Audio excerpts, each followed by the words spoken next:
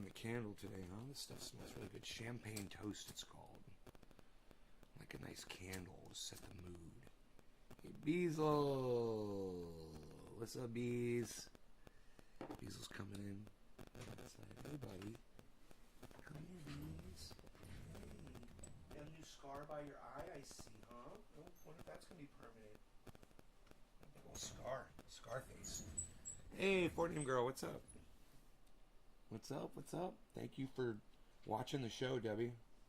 Nick Brown, thank you for sharing the show. What's up, bro? So, you guys know that I usually take time to start the show, let people get in and whatever. I think I'm just going to get right into it from now on, if I can remember. Shahid Buttar is a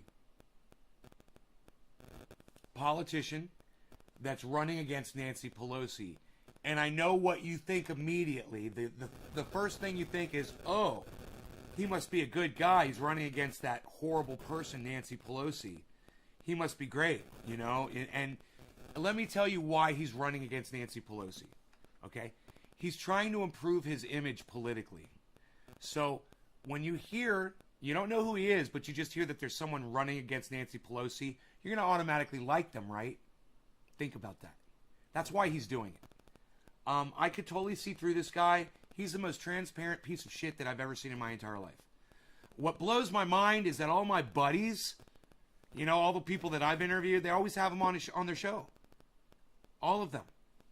You know, everybody thinks this guy's just great. So, I can see through this guy because I just have this ability to listen to someone talk sometimes, and I can just hear them for what they are. I have a talent. It doesn't always work, but sometimes I just have a gut feeling about somebody. This guy, I saw him, I listened to him, I said, that guy's a fucking phony. He's a fucking liar. I don't trust anything he says. I'm going to look into these sexual allegations because nobody wants to talk about it. I'm going to look into it because I'm curious and I'm sick of this motherfucker walking around acting like his shit don't stink when I can tell when my sixth sense is buzzing off like your nadar goes off when I go live. Right? And I'm like, this guy's bad. This guy is bad to the core. I want to get to the bottom of it. Well, this morning, you know, when I watch my morning videos before I do all my stuff, I did a little search on the YouTubes, and I searched for Shahid Buttar sexual allegations, and somebody I'd never heard of before popped up on my feed, and I'm so excited to bring you this guy because I bet you've never heard of him either. And his channel name, write it down, go subscribe to him right now. Let's pump him up. He's only got 1,400 subscribers, guys. I'm really important. All one word. I'm really important. All one word. I'm really important. Now, I know that's kind of a funny name, and you're like, okay, I'm sure you are really important. But listen to this guy. It's like listening to me, but smarter. He's so disgusted with politicians and with the left covering for people like Shahid Buttar because, you know, he's on the left. So, he can't do any wrong. Oh, he's going against Pelosi. He can't do any wrong. Dude, we got to call each other out on all of our bullshit. All of it. And if you were sexually inappropriate with this woman, and oh my God, was he, and you're going to find out, there's a long history, and there's a lot of allegations, and you've never heard any of them until you watch this show. And I have all I have to thank right here is I'm Really Important channel. So I want to give him a shout out. And I hope that you guys will go subscribe to his channel. I asked him if he'd let me interview him. We'll see. Up, up, up, up, up, up. Thank you. My phone. J-Bone, it's just my phone, buddy. Give me a second. You're like intermittent static feedback for me too across Facebook and YouTube, different channels. It's all technical. I love it. I love it, bro. Reporting in. We've got technicalities, issues. Give me 1 second. I'm turning the phone off. My cat, I ran out of cat food, so he's got to eat the dry food. He is not fucking happy right now. He's looking at me like, where's the real food at, bro?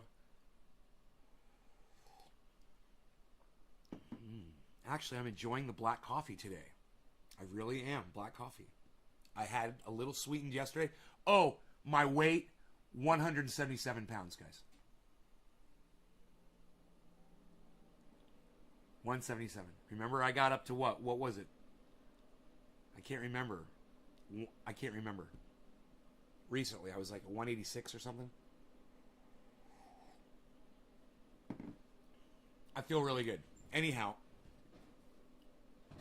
so I found this guy's channel, and I watched 18 minutes in, and I'm telling you, I was riveted for fucking 18 minutes.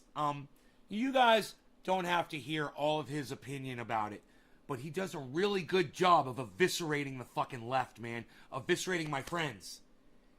Who are my friends? Progressives who have podcasts, who have Shahid Buttar on their channel, and don't call him on his bullshit. He's running against Nancy Pelosi. Everyone needs to know this guy, and everyone needs to listen to him. No, I don't care what he has to say. And this is why.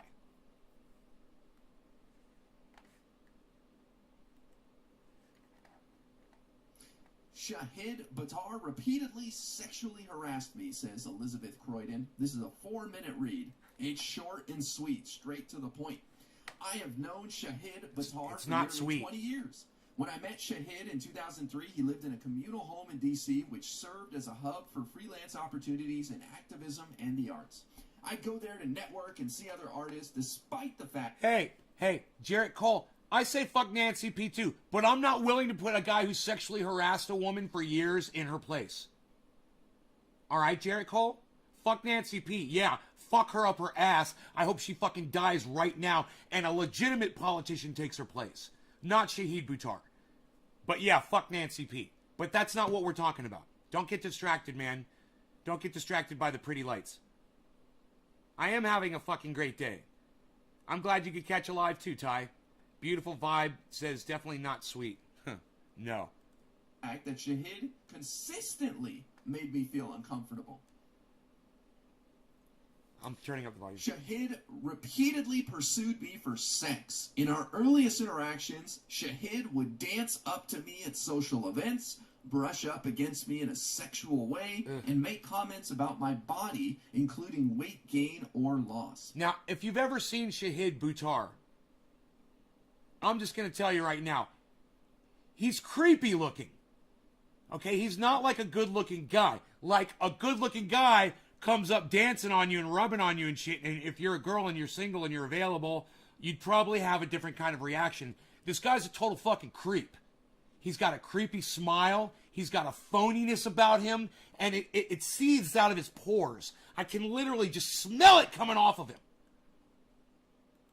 I directly and clearly rejected his advances. I physically distanced myself from him at parties, turned down invitations, informed a friend I felt uncomfortable, avoided being alone with him, and eventually stopped going to the communal home until he moved out. Shahid let me know he was sexually available to me for years. Cringe! Cringe! I love that. One specific incident happened at Shahid's Cringe! What's up, Dylan? That made me laugh every time. I went to the kitchen to get a drink when Shahid sneaked up behind me. He cornered me with his body and got so close and brushed up against my breasts. He blocked me. Dude, just that in itself is vulgar and disgusting. I don't do that to women. I've never done that to a woman. I've never cornered a girl somewhere in a room before and rubbed up against her. He's a fucking creep. Me in so I could not move away and gave me a weird smile that unnerved me. This was during the time that he was repeatedly harassing me. The beard? Yeah, and that stupid man bun that he wears that makes him look like a child rapist? Yeah, he's fucking weird, dude. You know, the first time I ever saw a man bun was on the show Predator. And it was some kid was responding to who he thought was like a little 14-year-old girl or something, showed up at the Predator house, you know, and gets busted. He's got this fucking man bun. So anytime I see a fucking man bun, I automatically think, man, you rape kids? You're a fucking child molester? That's what I think when I see man bun. For sex. Although he didn't say anything Hi, to me, Kristen. this interaction was meant to intimidate me. He eventually let me pass. I made it very clear I was not interested, nor would I tolerate further advances, and I left the house. Time for some drug use. Can you imagine? You're just having a good time at a party, and this dude's rubbing up against you to make you leave. You're so uncomfortable. Nice. Nice. He says nice. Another instance that is intimately embarrassing and traumatic for me to talk about happened about a decade later. After a guerrilla poet insurgency meeting performance, a small group of us sat around at a table to catch up, including Shahid. Guerrilla poet insurgency meeting. These people are, no offense to the victim, but these people are so fucking full of themselves. These leftist motherfucking cucks are so full of themselves. Really? Did you have an emergency, what was it again? Guerrilla, what was it again? He eventually let me pass. I made it very clear I was not interested, nor would I tolerate... Just to make yourself a part of that community, you're a fucking creep. ...further advances, and I left the house. Let's hear this again. Can you imagine? You're just having a good time at a party, and this dude's rubbing up against you to make you I'm just going after this one thing. You're I'm sorry. Uncomfortable. I'm digressing. Nice. Another instance that is intimately embarrassing and traumatic for me to talk about happened about a decade later. Here we go. After a guerrilla poet insurgency meeting A guerrilla poet insurgency meeting performance? Guerrilla poet emergency meeting performance? You're reciting poetry. You needed 5 words to say you're going to recite poetry?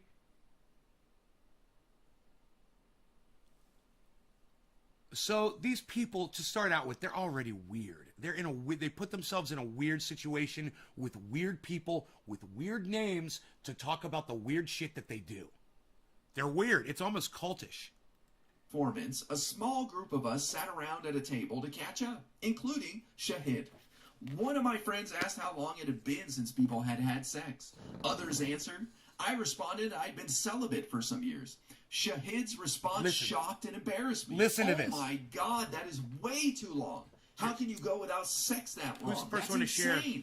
I couldn't do it, you poor thing. It must be so hard. Nick, thank you. I told him that my celibacy was a voluntary decision because it helped me cope with surviving sexual assaults, batteries, and other misconduct. I felt degraded, nauseated, and revolted that he would mock me in front of friends who looked to me as an outspoken voice for women. Okay, for all of you that are sharing this video, I smoke. For all of you that are watching this video, I smoke. I want to say thank you to all of you guys. Thank you so much. Cheers. Later, when the group walked back to the communal house where Shahid used to live, he said, I still can't believe you aren't getting it. Shahid turned to the woman that he was with and said, can you believe Liz has been celibate that long, honey? Oh my God, what is wrong with you? Don't worry, Liz. We'll find someone to F you. Someone will do it. Someone has to F you, Liz. I'd do it, but I'm taken. Wow, what a nice guy. Look at that. He offered to do it, but he's taken. What a nice guy. I turned around to see Shahid smiling spitefully as he had done years ago in his kitchen. I'm so confused at that statement. I turned around. You guys were all sitting around a table. What do you mean you turned around? She got up to walk away, I guess. As if to taunt me for rejecting him years before.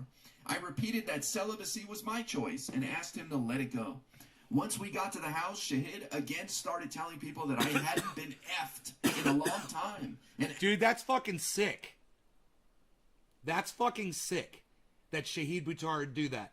He's a fucking piece of shit. You know, this story is so fucking crazy and stupid that it has absolutely got to be true. Because this is borderline sexual harassment. It's not like, yeah, he grabbed my ass, he grabbed my tits, he told me he wanted to fuck me. He fucking came up and smelled me, you know. He lifted up my hair and he fucking massaged my back. It's not like that. It's explicit, creepy shit that you know is fucking true. I had this guy nailed from the beginning. And listen, Those of you guys that are leaving the show, I'm sorry that you can't stay. I just want you to know you're going to miss something really awesome if you leave. Don't leave, man. Stay and watch the show. It's going to be one of the best ones. That's all I can say to you. I see a lot of people are leaving. I don't find this shit boring at all. This guy's running against Nancy Pelosi. It's important that we keep it real. Those of you, before you leave, if you could tell me, you know, if I'm doing something wrong, that's the reason why you're choosing to not be here anymore, let me know. Asked other men if they wanted to have sex with me, saying that he had to recruit someone to do it. What a nice guy, just going around seeing if he can help. Right, Kristen? If you can't respect a woman, if you don't know how to behave around women, then you don't need to be a leader in society. You know, Donald Trump becoming president of the United States, as far as I'm concerned, that was, I guess, would the word be a pariah? Is that the wrong word? I don't even think that's the right word. It would be,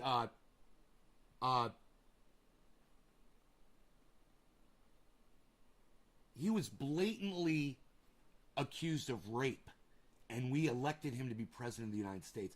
Look, man, I want a guy who's never been accused. I don't care whether you're found innocent or not. Fuck you. You've been accused by 30 women. I don't want you to be president of the United States. But hey, man, that's just me. You want to call me a misogynist? That's how strongly I feel about women. You want to call me a misogynist? I literally wouldn't fucking support Donald Trump because he's a fucking accused rapist. I don't care whether it's true or not. I don't fucking care. Show me a person who's never been accused of rape. Oh, that's pretty easy, Barack Obama. Never accused of rape, ever. Hey, man, I'm not saying he's a great president, but he was never accused of rape. Certainly we can find some other guys who've never been accused of rape before to make them president of the... Or a woman. You know, is that why we want a woman president? Because we can say she's never raped anybody? I'm all for it. Let's get a woman in there, man. We're not going to have to worry about rape allegations. It automatically gets rid of that shit. You know? Great.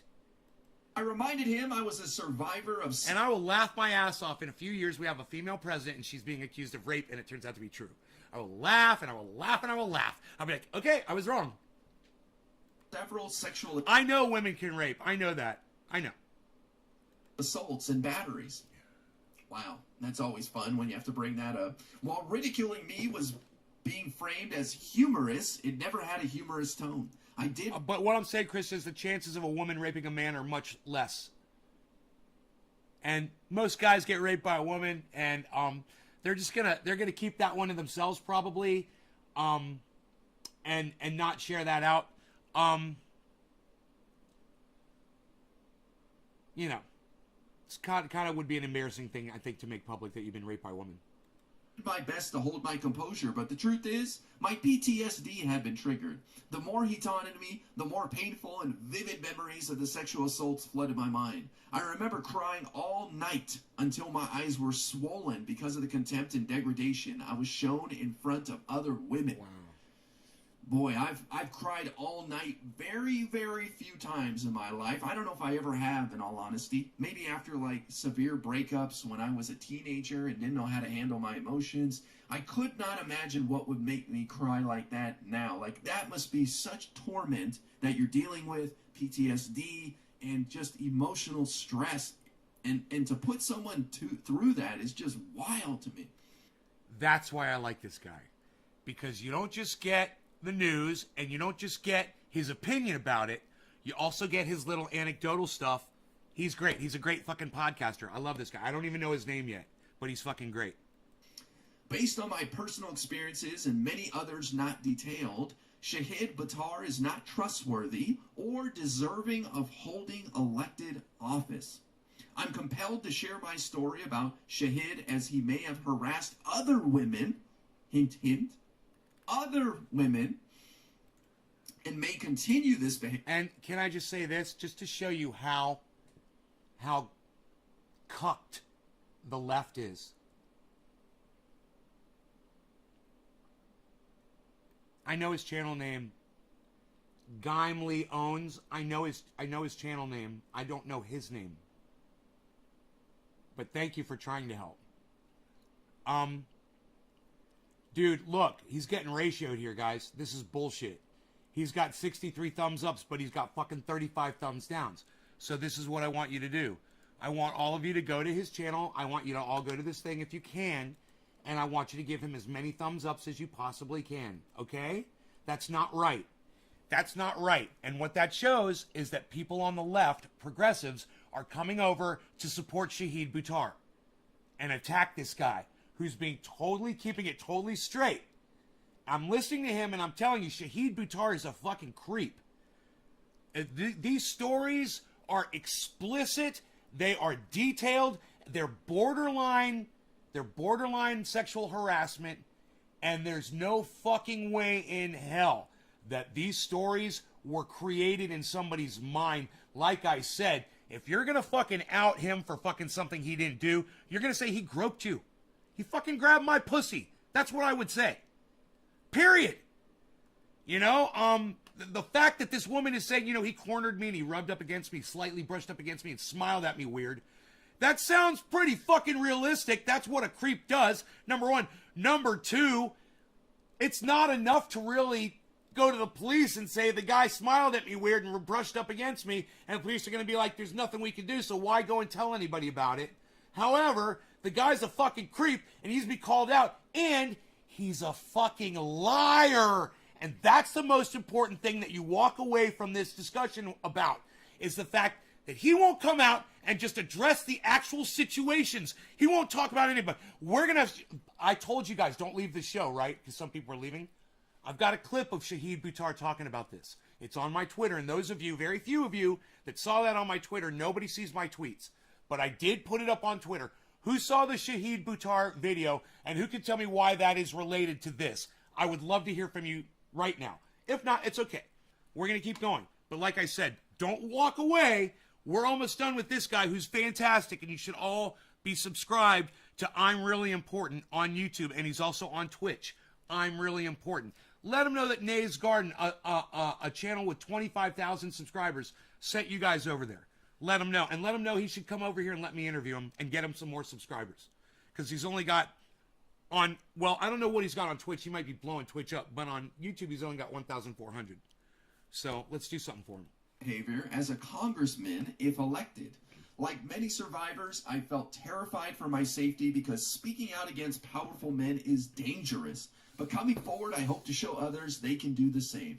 I remain in constant solidarity with survivors. It's not just about speaking out against powerful men, okay? That's important to her. What's important to me is that all politicians get exposed for the liars they are. He's using the race against Pelosi to cover up the things that he's done in his past. And he thinks that if he goes against Pelosi, because Pelosi's so evil, that everyone's going to forget about his past, and he can just Donald Trump his way through his past. We need to have learned from Donald Trump. We need to learn from Joe Biden. We need to learn from all of these people.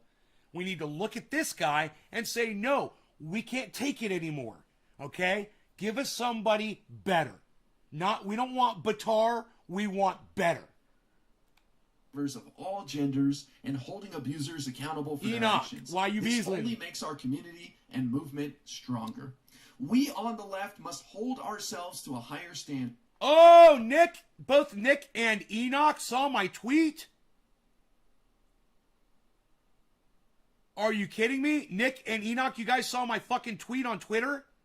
And you saw that I called him garbage? That I called him human garbage? You saw that he was playing the victim?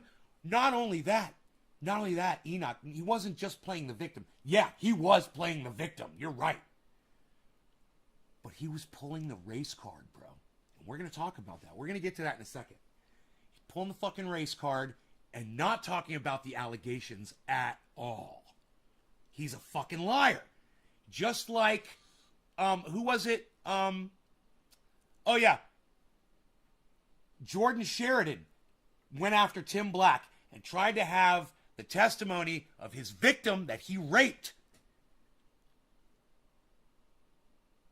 deleted. And he had his lawyers go and threaten Tim Black. Before Tim Black even had the interview, the lawyer said, if you have this interview, we're going to sue you for defamation. Tim Black went and talked to his lawyers and said, hey, can I get sued for defamation when it's somebody else with the allegations and not me? And the lawyer's like, no, it's not. No. And he's like, good. Tim Black, power to you, brother, went ahead with the interview and interviewed the woman that Jordan Sheridan raped. So all of my progressive pals, okay, all of my progressive friends, when you guys are supporting Jordan Sheridan, when you guys are supporting Shahid Buttar, you're ignoring the rape allegations, okay? There are people out there like you. Hey, Jimmy, you've never been accused of rape. Graham, you've never been accused of rape. Ronnie, you've never been accused of rape. I've never been accused of rape. There's better people out there. Find them and stop promoting rapists. Is that okay? Is that fair? Is that fucking fair for me to yell for just a second about that? That's hey, but I'm a misogynist. And I couldn't care about women, right? I'm a misogynist because I use the cunt word. You know, so I hate all women, right? This whole conversation is in the defense of women. It is about Shahid Buttar being a monster. And we're going to get to that. We're going to get to the way he is a fucking monster using politics and his race and Nancy Pelosi's evil to cover up what he's done. He's projecting slightly, but he is quite the shifty politician. He is so fucking shifty. And I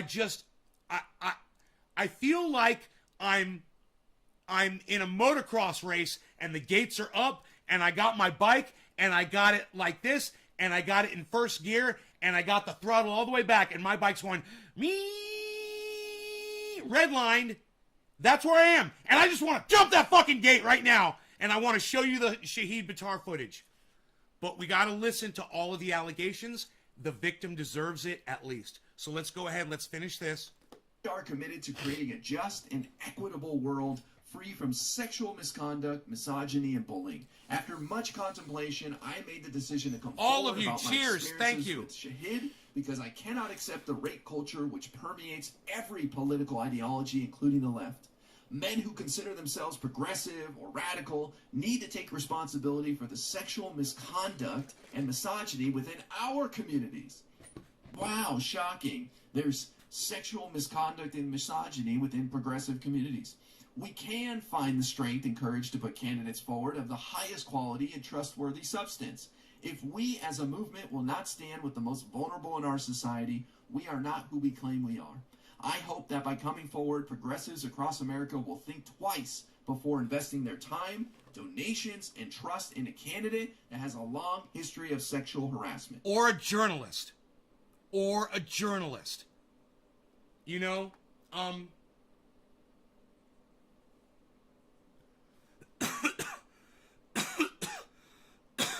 insert crafty little not anecdote, but why can't I think of that word all of a sudden? Analogy here, which I couldn't come up with. The left can do better. Way too strong of a bong rip. But let me just say this. This is the first time in my life that I've ever seen the victim from Shahid Buttar. This is the first time. I've never seen her face before. So I'm looking at her and I'm thinking, yeah, I could totally see him going after her, finding her attractive and acting the way he did. Especially in the environments that they were putting themselves in. You're putting yourselves in a cultish. Listen, man, you guys heard what they were calling their little poetry recital. You heard about their little meetings that they were doing. They were in like a cult. And you can call yourselves progressives and you can say that you're all talking about, you know, you're brainstorming ideas and that you're sending Buttar off into Congress to as a politician to change the world and do wonderful things, but you guys are doing crazy shit and you're acting crazy, you're acting like you're changing the world So you're automatically, you've put yourself in this really dangerous situation with people. I understand that situation, man, where people, he thinks he's going to push the limits because you guys are in an environment where socially you guys are more touchy-feely, you guys are more open, you guys talk about love, and you guys talk about the connections that we all share. There is an electricity. I know what you motherfuckers talk about. There's an energy that we all share. We're all part of the earth, and we're all on the same vibration. We're all vibrating together. This is all fucking sexual reference, so y'all can fuck each other. Okay, fuck y'all. All right, that's exactly what that is. You're not all in the fucking same vibration. We're all fucking over the place. Humans are fucking, every single human is distinct from any other one. That we're all different. And to say that we're all vibing in the same, we've all got the same hearts and minds, and we're all bullshit. You guys all just want to fuck each other. You guys are being stupid. And if she didn't realize that she was literally putting herself in that kind of a situation, she should have realized it when Shahid Buttar was sitting there in front of his fucking girlfriend hitting on you. Oh, honey, can you believe that nobody fucks her? Well, I would fuck her. It's just that I'm taken, but I would totally fuck you. Oh, my God. He used that language, guys. That's sexual harassment in any situation, man. I don't care if it's social. I don't care if you're in a fucking cult. That's fucking sexual harassment, man. So it's fine if you want to act like that in a cult. She's there voluntarily. He's there voluntarily. They're both going to this house voluntarily. That's fine. You got to draw the line when this motherfucker is asking for your vote and he wants to become the next Donald Trump, man.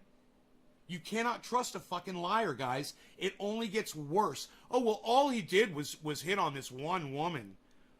It's only going to get worse. He's just there to serve himself. And we're going to get to that. Let's finish this. We're almost through it. Then Shahid Buttar. Look at that. Now, that's a brave person to come forward in the face of a powerful guy. This guy is the face of Rose Twitter. Hey, can you guys tweet this at him? Can you tweet this show at I'm Really Important on Twitter? Does he have a Twitter? I bet he does. Twitter, I'm Really Important.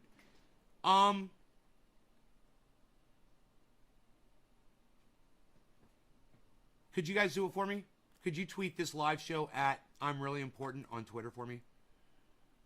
I would really appreciate that if you guys would do that. I think he posts weekly. Face of progressive politics in America. And again, the reaction from two of the biggest leftist streamers on this platform. I'm fucking telling you that me and this guy together, I'm telling you, man, this is what I've been looking for years. Somebody who is really keeping it real and actually calling the podcasters out on their bullshit. Of course, calling the politicians out, even the ones, even like Bernie Sanders. I'd love to hear his take on Bernie Sanders. I'd love to hear his take on the squad. Pelosi plant, probably. It's very possible. And streamer number 2. You know what this guy's problem is? His problem is he has to keep it real. He has to tell you the truth. He has to look at the facts and tell you exactly what he sees. He can't paint a picture. He can't follow a narrative. He can only tell you what he sees and how he fucking feels about it. This guy is me. I'm fucking telling you. This guy is me. Without the fucking hair and with a better voice probably and way cooler shit behind him on the wall. That's cool. He's got cool shit back there. I'm fucking telling you, he is really important. You guys need to check out on YouTube. You guys should all be following this guy. He's got 1,400 subscribers. But you want to know the good news? The good news is this video from 2020 has 1,410 views. That's beautiful news. You want to know the bad news? The bad news is that his videos are getting algorithmed on YouTube by Shitlips and the Shitlips crew of engineers over there at ShitTube. on the Googles.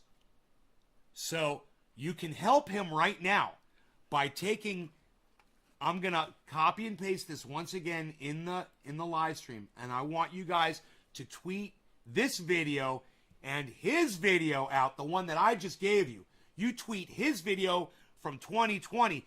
This guy was calling Shahid Buttar out a year ago. And so was I on my channel. You can go find it on my channel too. This video is a year old. This guy has been calling people out on their bullshit for over a year. And I want you guys to check him out. And I want you guys to support him. So very important. I say this, I make a big deal about it. I know I'll get, 1, 2, or 3 of you to go over there and give him just a handful of subscribers. I would be so fucking happy if all 20 of you watching the show would open up your YouTube app right now. Open up YouTube. You can navigate away from this show. I don't give a fuck. Go over there. Go to YouTube. Whatever you got to do. Type in the search. I'm Really Important. Go to his channel. Subscribe. Sign up for notifications. Support this guy. I'm telling you, man, this guy's not huge on YouTube because he's like me and he's keeping it real. He's saying shit the establishment doesn't want to hear. I'm telling you, you all should be following this guy. When I'm dead, you should be listening to this guy, okay? And when I'm alive, you should be listening to him too. I don't know. I have to look into it. I want to make sure we give him a fair shake. Wow. Wow. Hey, press number 1 if you follow in my chat right now. Press number 1 in my chat right now if you follow Cody Johnston, Some More News on YouTube, and you follow him on Twitter, Cody Johnston on Twitter. Press number 1 if you do that. Let me know. Yeah? Trendy Nick? Awesome. It's all that matters, brother. Let's take a look at Shahid Buttar's reaction. Someone actually said that? Oh, 2 people said that, Dylan. 2 people said that within the last 24 hours. Shahid said a former acquaintance recently provided a statement on Twitter regarding sexual harassment. These claims are false. Every survivor must be heard, and I hope to be allowed the same opportunity to be heard as well.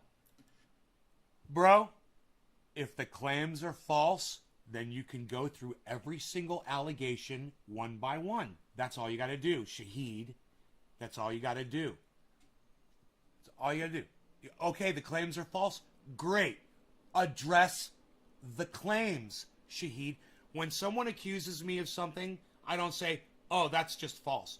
No. I tell you why it's fucking false. I defend myself. You're refusing to defend yourself, Shahid. Why?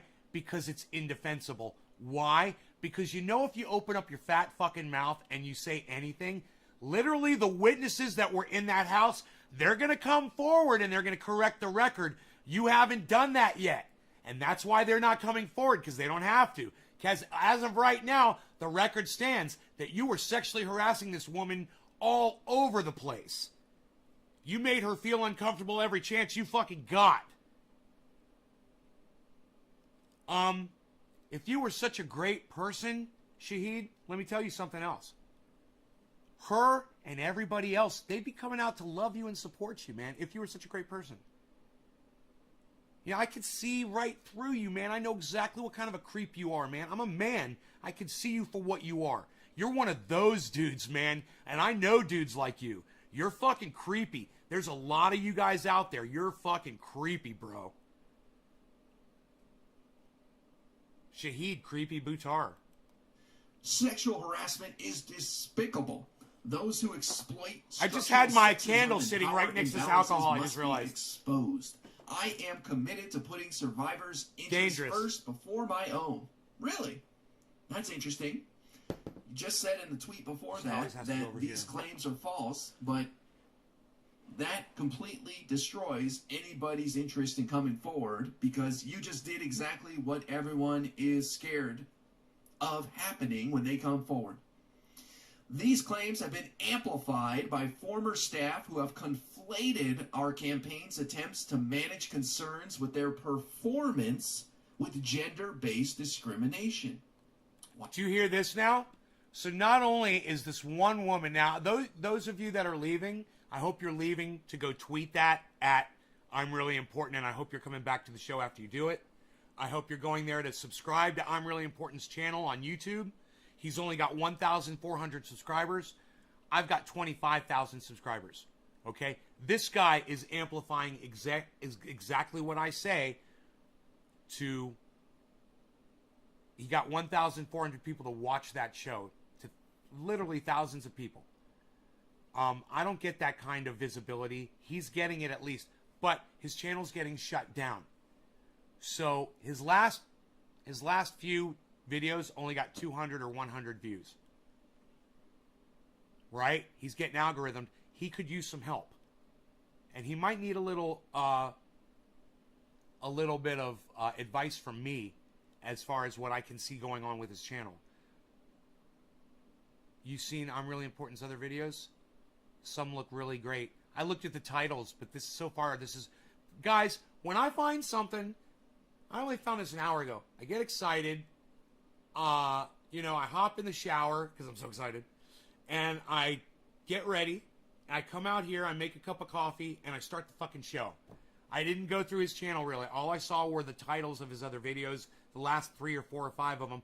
I was just seeing how many views he was getting, and they were all going down. I said, he's getting algorithmed. Why? Because he called out Shahid Buttar, and he got 35 thumbs downs. He got ratioed on YouTube. So the algorithm is shutting him down. You guys have got to go over there and give him thumbs ups. Now, I've got 25 channels on YouTube. I can get that 63, probably up to about 73. I can log into at least 10 of my channels. I can get that 63 up to 73 from this computer. But you guys could help too by going over there and giving him a thumbs up on that video, getting him unratioed on all of his videos, give him thumbs ups on everything.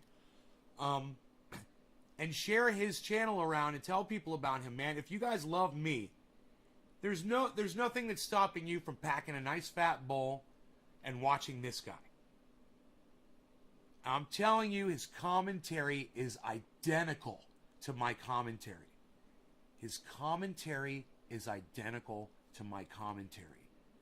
I just say cunt and motherfucker and child fucker and stupid fucking moronic fucking idiots that I want to fucking throat punch and I yell. Well, he doesn't do that. That's the difference. Wow. Look at that. Concerns with their performance conflated with gender-based discrimination. So Shahid Buttar calling a whole bunch of people liars. This discussion has moved into local organizations, which are looking into the matter. And plus, his glasses are cool as fuck. Check this out. I invite their examination of these claims, and our campaign welcomes any scrutiny. Wow. He's a cool dude. Wow. He's got that he's got that whole Elvis Costello thing going on. Dylan, if you want to come on Discord just to talk about this, I'd be more than happy to have you. I know you've talked about your own personal stuff, and I'm not asking for that. I'm just saying you're here as a streamer, and you're familiar with our leftist space, and if you want to put your thoughts here versus what transpired with Joe Biden and Tara Reid, I'd be curious to hear what you have to say about this. Dylan? I'm not going to say any names of who the people said this, but I'm just there are a lot of leftists. I'm just going to say this. This guy's got a Discord server, and it sounds like he's talking to people. That's great. It's fucking great, man. I bet you he will let me interview him. Major streamers out there, but I was surprised at how easily they dismissed this story, but yet they sunk their teeth into the Tara Reid stuff for months. God, man. But yet this is nothing to them. Why aren't there more people like this in the world, man? I guess it must be a Pelosi plan. Must be conspiracy. That's it. Why can't people ignore their allegiances and stop waving their fucking flags and see the truth for what it is. You're so indoctrinated, man. People are so fucking indoctrinated. You know, it's like, yay team. No one can do any wrong on my team. Well, fuck you. You're a dumb cunt. Yeah, someone on your team can fuck up. You know? You got the team mentality, man. Everyone does. I can't believe that all my favorite podcasters give fucking Jordan Sheridan fucking airtime, man. He's a fucking rapist. It drives me fucking crazy, man.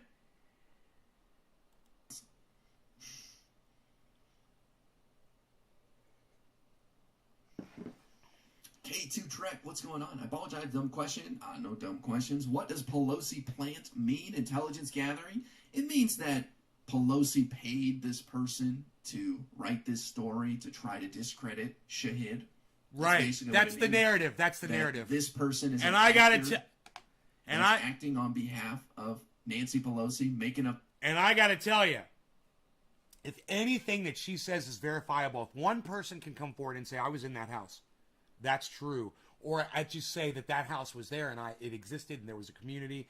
These meetings happened. We were there, blah, blah, blah. There's a photograph of her and him together. Anything like that to corroborate what she's saying.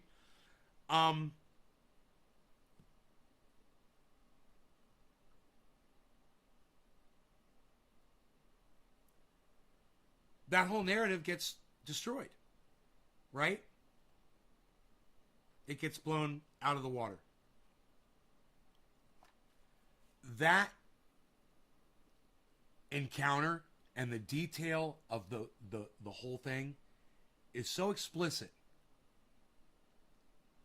The fact that Shahid Buttar doesn't address the allegations point by point proves that they're true. Dude, if somebody were to come on here and accuse me of raping them, I would be like, who are you? Because I know I've never done that before. So, who are you, number one? Number two, okay, so what do you mean I raped you? Where were we? What's the date? I mean, I don't need the exact date and time if you don't know that. Where were we? Who were we with? What were the circumstances? He hasn't done any of that. He read her account and said it's all false. What do you mean? So was the house there? Was the group there? Were you part of a group of people that was like a fucking cult, like a progressive cult, doing poetic? What did they call that again? The poetry fucking night? What'd they call that? That was so fucking weird. An emergency something fucking poetry recital performance or something where I'm just like, okay, they're psychos. They're fucking psychos just because they're using those words. 5 words to say you're going to fucking read some poetry. Say, hey, we got together to read some poetry, but no, it was a guerrilla, guerrilla poetry something. Oh my God. It was so fucking weird.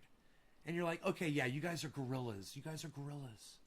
You guys got the camo on and you're toting your fucking, your M4s and you got your grenades on. You're so cool looking, man. You have your beret. You're fucking gorillas. You're out in the woods, man. You're fucking gorillas reciting your poetry, sipping your tea, your green tea. Gorilla. Do you know what a fucking gorilla is? You wouldn't know a fucking gorilla if one came in your fucking house and murdered your entire family. You wouldn't know a fucking gorilla. Trust me. And you're lucky that you don't know what a fucking gorilla is. Don't say you're doing a gorilla fucking poetry recital.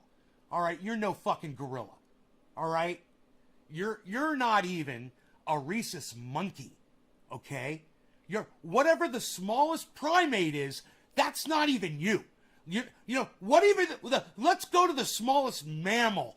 That's not even you. You're a fucking tick on the dick of a fucking mouse. That's what you are.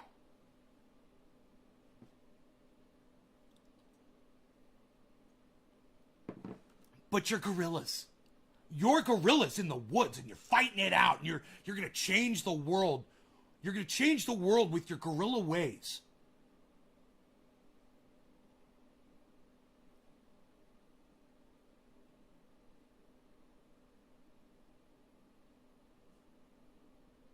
guerrilla poets like to choose unusual media or materials. They're not fucking gorillas. They're not fucking gorillas, dude. Trust me. The poetry and gorilla, those two words don't go together. Okay? That's like onion and chocolate. Hey man, I got some chocolate covered onions, bro. You want some?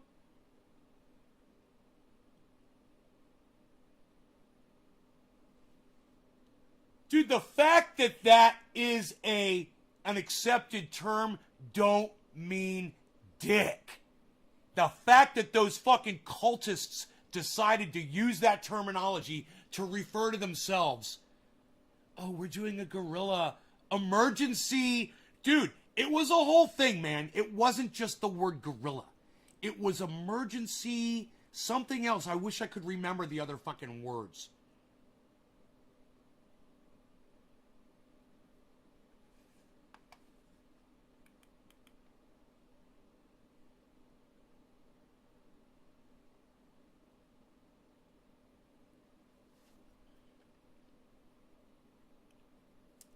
Josh G. There's no such thing as guerrilla poetry, and you want to know why? You want to know why? I'm going to prove it to you right now. Are you ready? Josh, are you with me? There's no such thing as guerrilla poetry. You want to know why?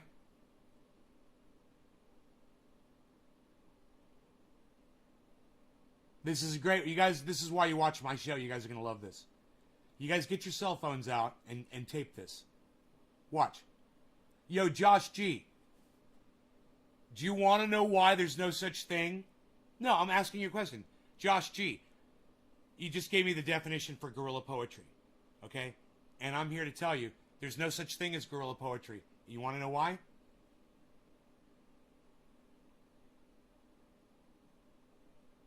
Are they just trying to say that they're small in numbers because a poet is just one man? And to be a guerrilla poet, you need at least 3 of you? Like to be a mass murderer?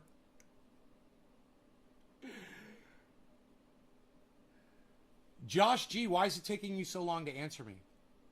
I'm trying to do this. I'm trying to do a thing here.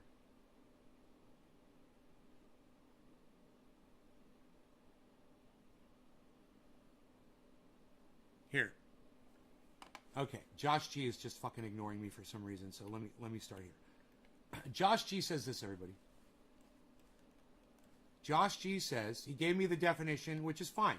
The definition, because I don't know if I knew guerrilla poetry was a thing or not. I mean, I've known about, the guerrilla, not guerrilla, but the bars. Yeah, I've performed acoustic guitar on stages where I shared them with poets that would come up and recite poetry in between when I'm playing guitar.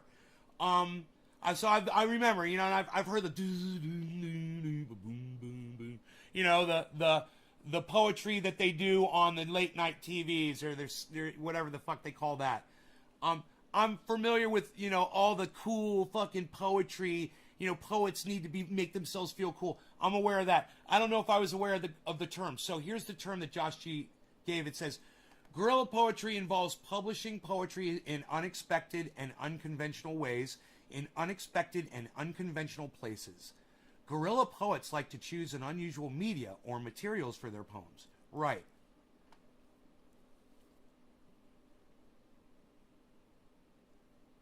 I think there's a slight delay.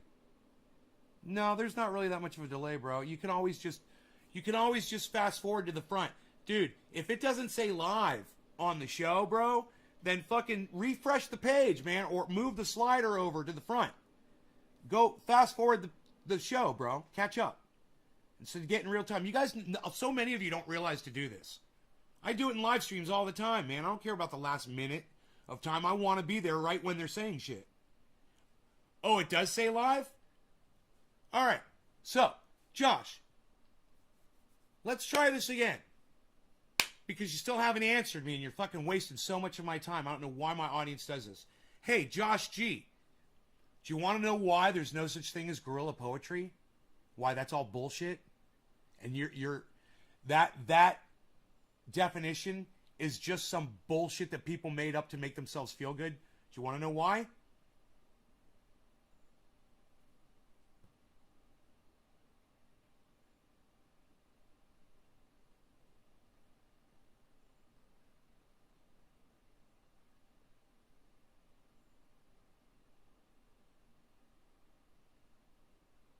Would you guys believe it if I told you I actually love when people do this shit to me? Yeah, you do want to know why. I'm not trying to take away time. I just posted the definition for you. Yeah, you're wasting my time. All I asked you was a question. You could have fucking answered me yes or no, and you didn't.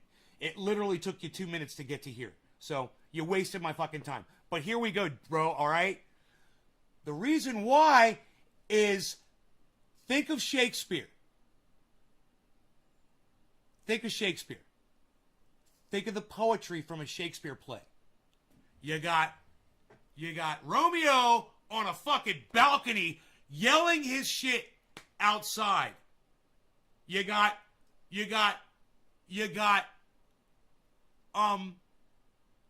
Juliet reciting poetry over who she thought was her lover's dead body. And she's reciting poetry about death. That's fucked up. She's in a fucked up place. She's over the suspected corpse of her lover. Hey, that's just one example.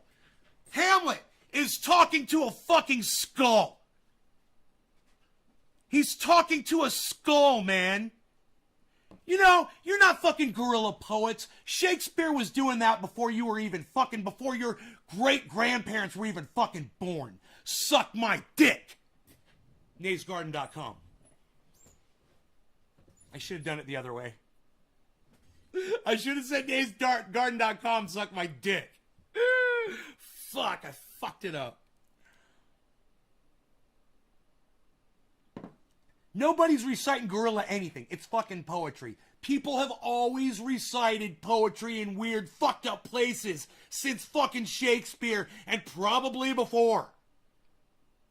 You know? And to sit there and try to put a definition on what is already known as poetry.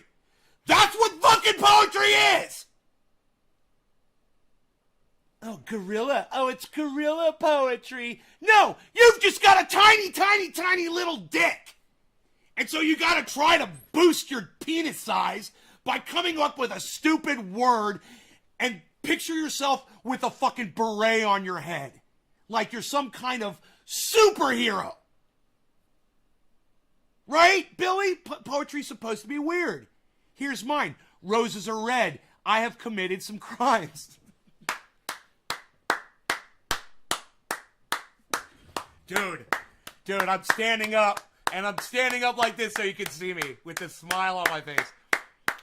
Bro, your poetry's amazing, and I fucking love it. Yeah, that's fucked up. In a podcast, on the internet, in front of me while I'm ranting. In a weird spot. Oh, Billy, you're guerrilla poet. Because you didn't just write it in a book, man.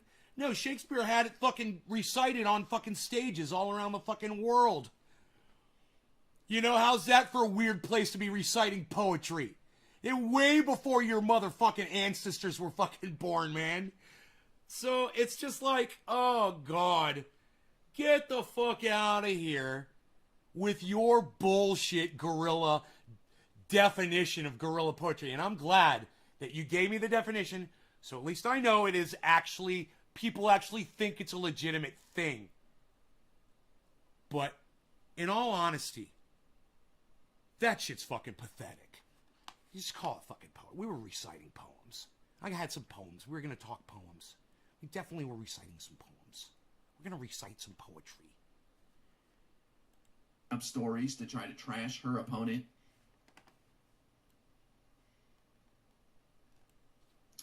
Trump only has a week and a half to come up with his healthcare plan. True. He said 2 weeks. He said 2 weeks. We're going to hold him to that. Press stop, Morlock. What's going on, man? Boy, oh boy, I don't think this story should go away anytime soon. Here There's go. not a lot of press about Here it, come though. the Let's see, complaints. Here come the I can't complaints find much major from the articles about staffers. it, so I have to go to Twitter to see what people are saying. Watch this. I haven't gotten this far into the video yet, so this should be interesting. Look at this.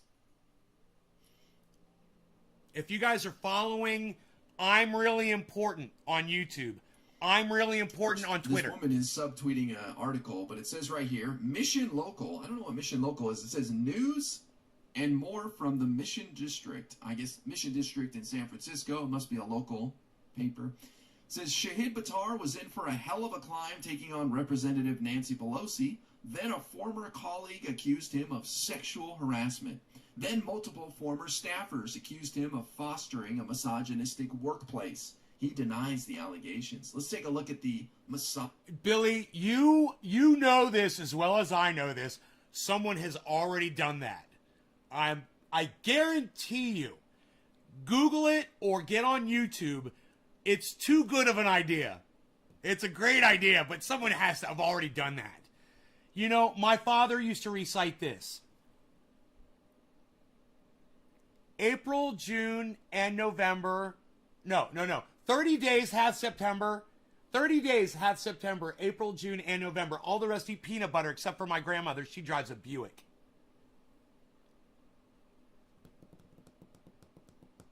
Boom. My father, when I was a kid, bro. So I know if my dad did that shit, I know someone went up on a stage and did that shit in front of people. Guaranteed. Think about that. 30 days hath September, April, June, and November. All the rest eat peanut butter, except for my grandmother. She drives a Buick. It's like so fucking funny, dude. That's my father. Hey. Do you guys want to see if my sister can recite that shit? I don't know where my phone is. I don't have my phone right here. How funny if I call my sister and say, Kimberly, recite the 30 days hath September poem the way Dad used to. And I wonder if Kimberly would remember it. It's funny is that there's things like I remember, like we were talking about the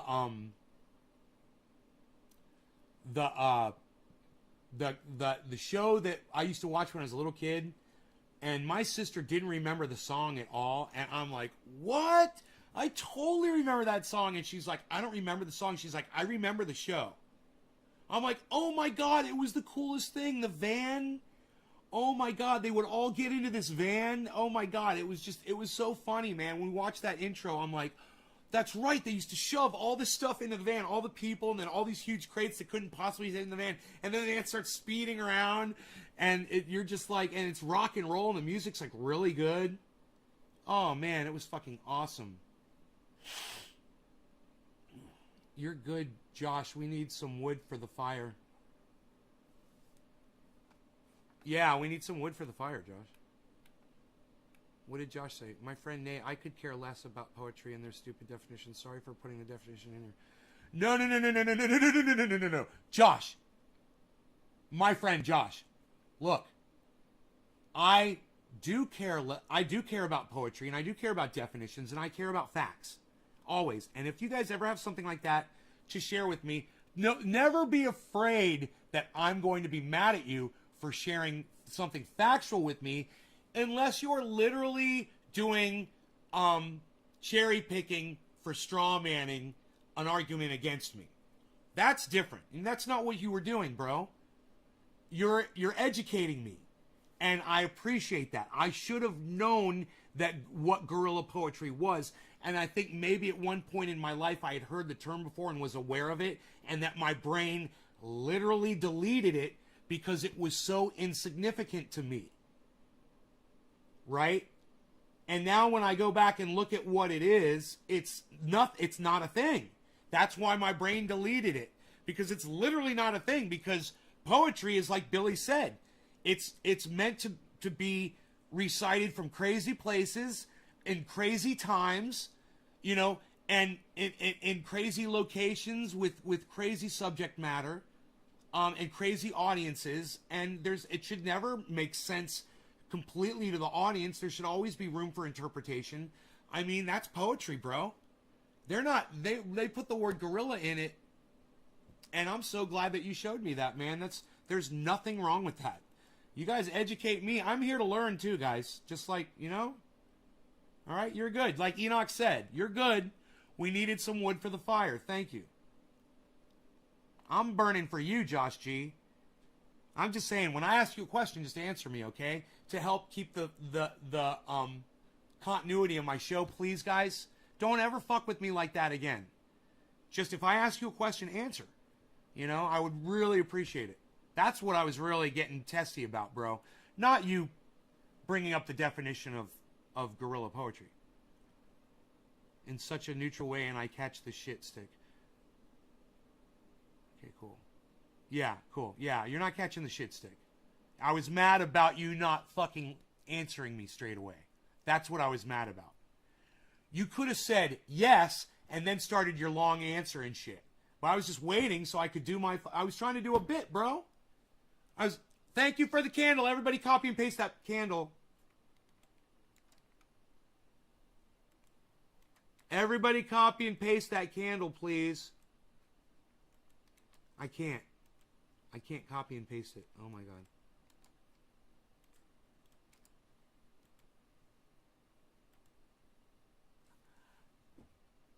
There it is. Everybody copy and paste the candle, please.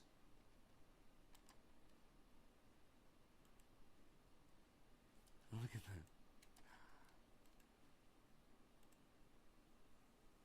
Everybody copy and paste that candle. Oh. Look at all those. I'm going to try to grab this so I can give it to y'all.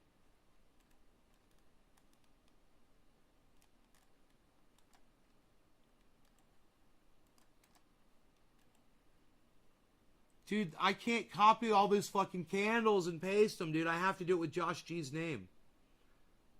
Here, wait, I could do it with Enoch's name. Wait, maybe I could do it with just the 3. Here, I'll do it with just the 3. Copy image. Paste. Fuck, it didn't work. Okay, I gotta do it with the whole name. Copy. Paste. Enoch, why you Beaslin? Alright, I got that. Give me a second here, guys. Give me 1 second, okay? And then we'll get right back to the Shahid Buttar thing. I wanna put this in a place where I don't lose it. Alright. Now let me see what happens if I do this. Copy. Paste. There they are. There they are, guys. There's the candles you can copy and paste anytime you want. And I would love it if you guys would show me any kind of fire whenever I am making sense, whenever I am playing music for you, whenever you guys are excited. I got Burning for You, Blue Oyster Cult playing now. Right? I'll be burning for you in a second here, bro, for sure. So anyhow, let's get back to this.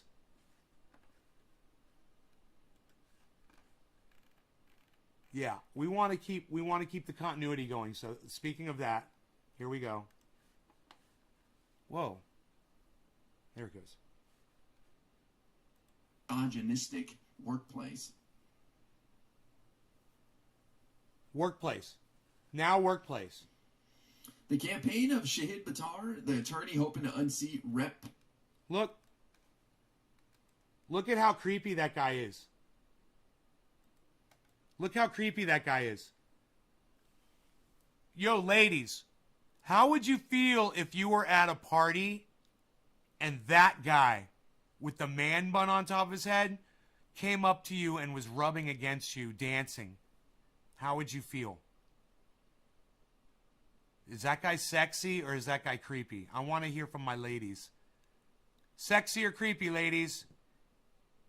I'm just kind of curious because I find him creepy and repulsive. And, you know, I would never be dancing at a party and go up to a woman and rub up against her. It's just something I would never do. That sort of behavior is something that a man just should not do. It's creepy behavior. All right, well, let me know, ladies. The campaign of Shahid Buttar, the attorney hoping to unseat Rep. Pelosi from the left, is mired in a chaotic stretch beset by allegations of sexual harassment from an acquaintance and of misogyny by numerous former campaign staffers. Wow. All right, we read about Croydon's accusation. Right, we heard accusations from one woman. Now his staffers, the ones that he worked with, are also accusing him of inappropriate behavior. Let's see if they talk about the... And you give him more power, you make him a politician, you think it's going to get better? You think he's going to start behaving? When you put this guy in a position of power? What else is going on there? All right, so Shahid said these claims are false, and then the article continues, but this did not ring true to a goodly number of former Buttar staffers. None made claims akin to Croydon's, but did object to Buttar's allegedly dismissive and belittling attitude toward female employees. Wow.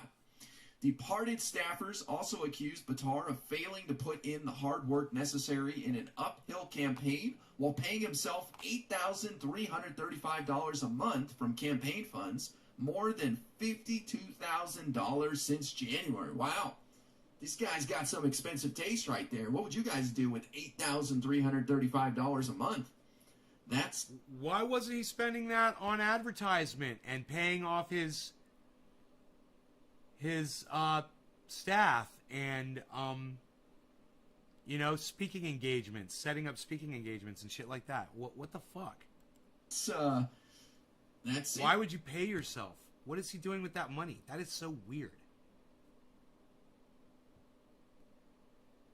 Interesting, right? I guess when you got 125,000 followers on Twitter and you're the darling of the progressive movement, a Twitter star. See this? I guess you get to pay yourself $8,000 a month. See that? Sounds pretty good. This guy's great. Buttar defended drawing a salary from campaign funds, which is legal.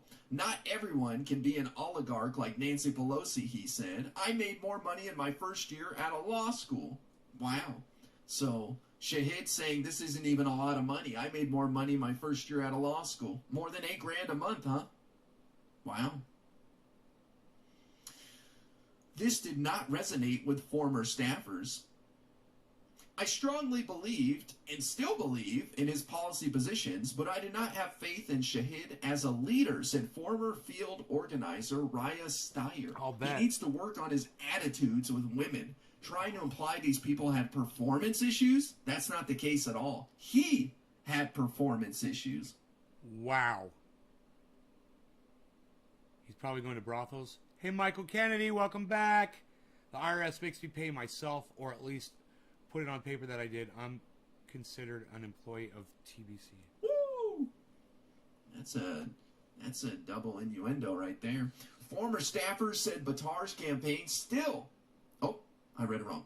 Former staffers said Buttar's campaign staff has already completely turned over twice. Twice. Can you imagine? Did you guys catch that? Do you guys understand what that means? It means every single person that worked for Shahid Buttar has left him. Then each position was filled, and those people left again. And now he's on his third string of people to work for him in the staff office.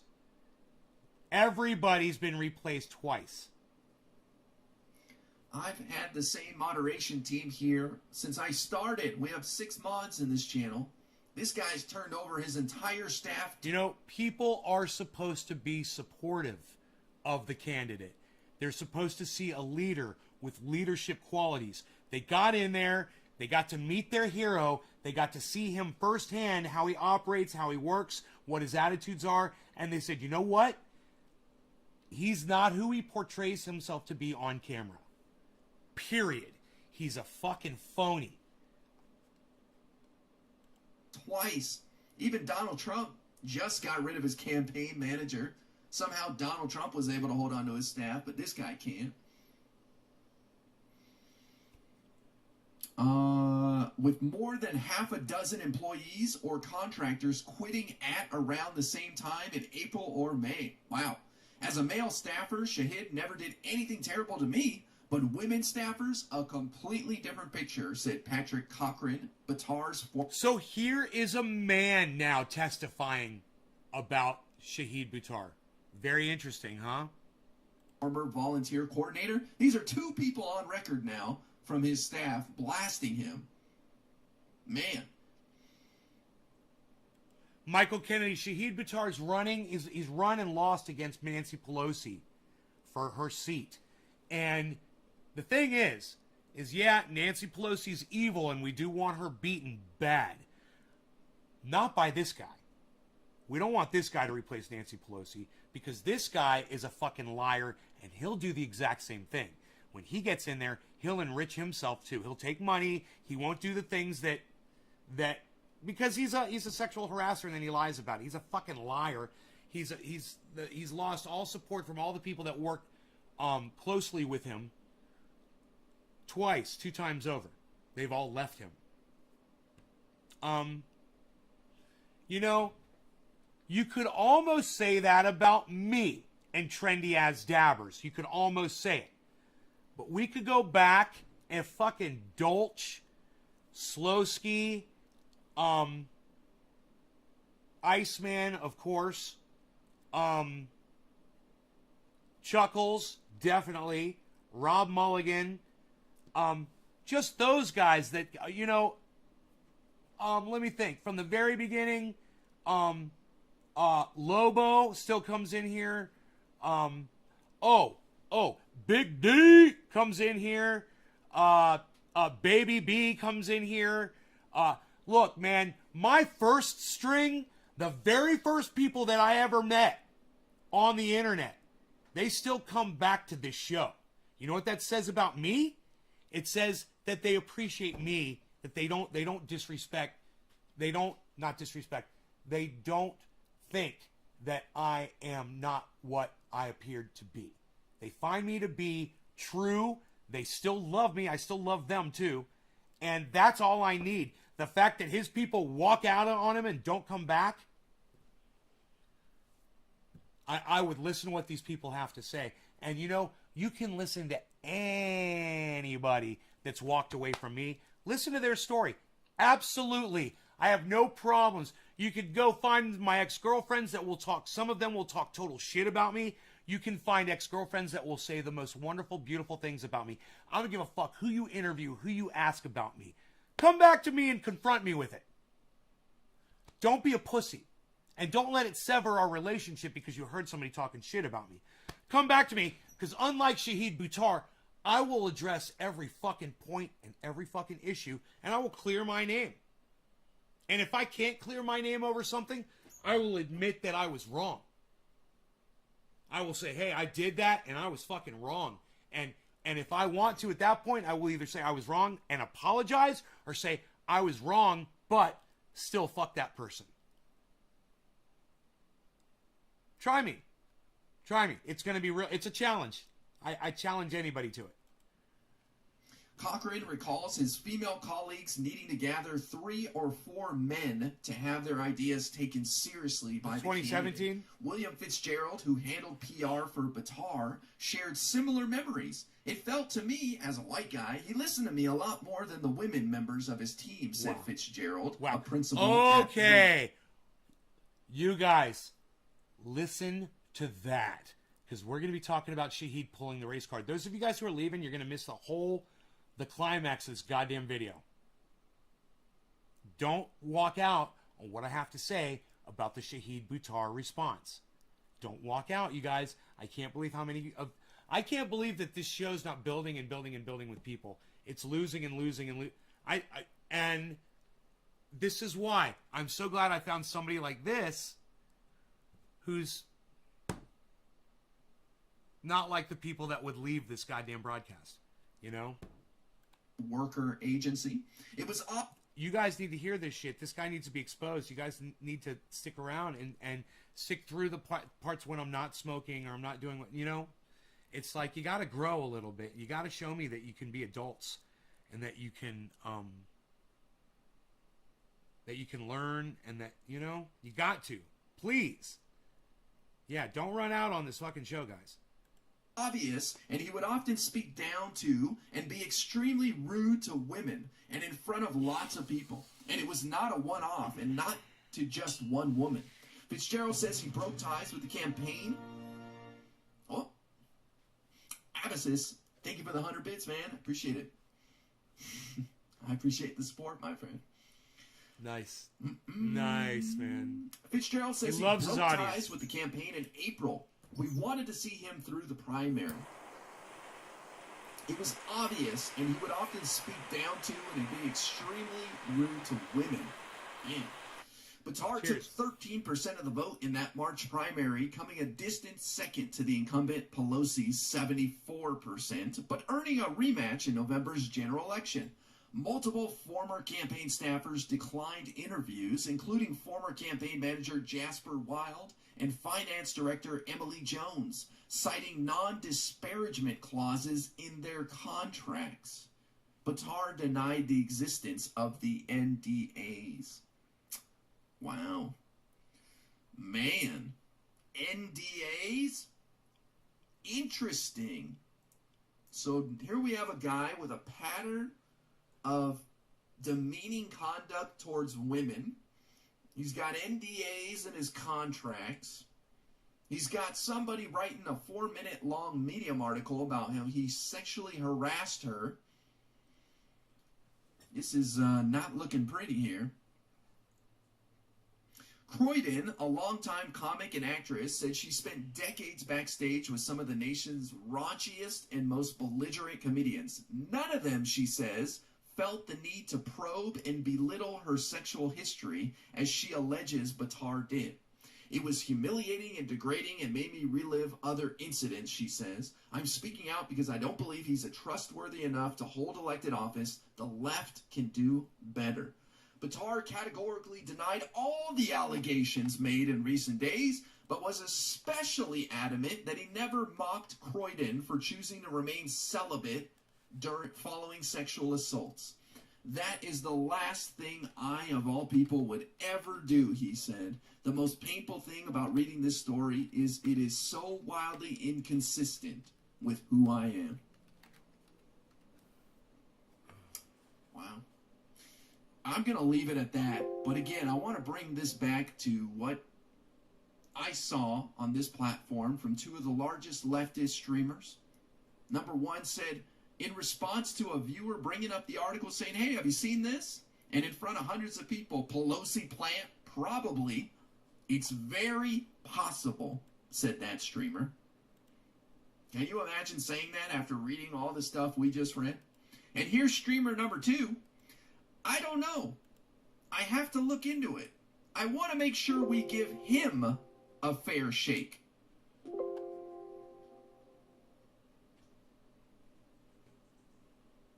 Yeah.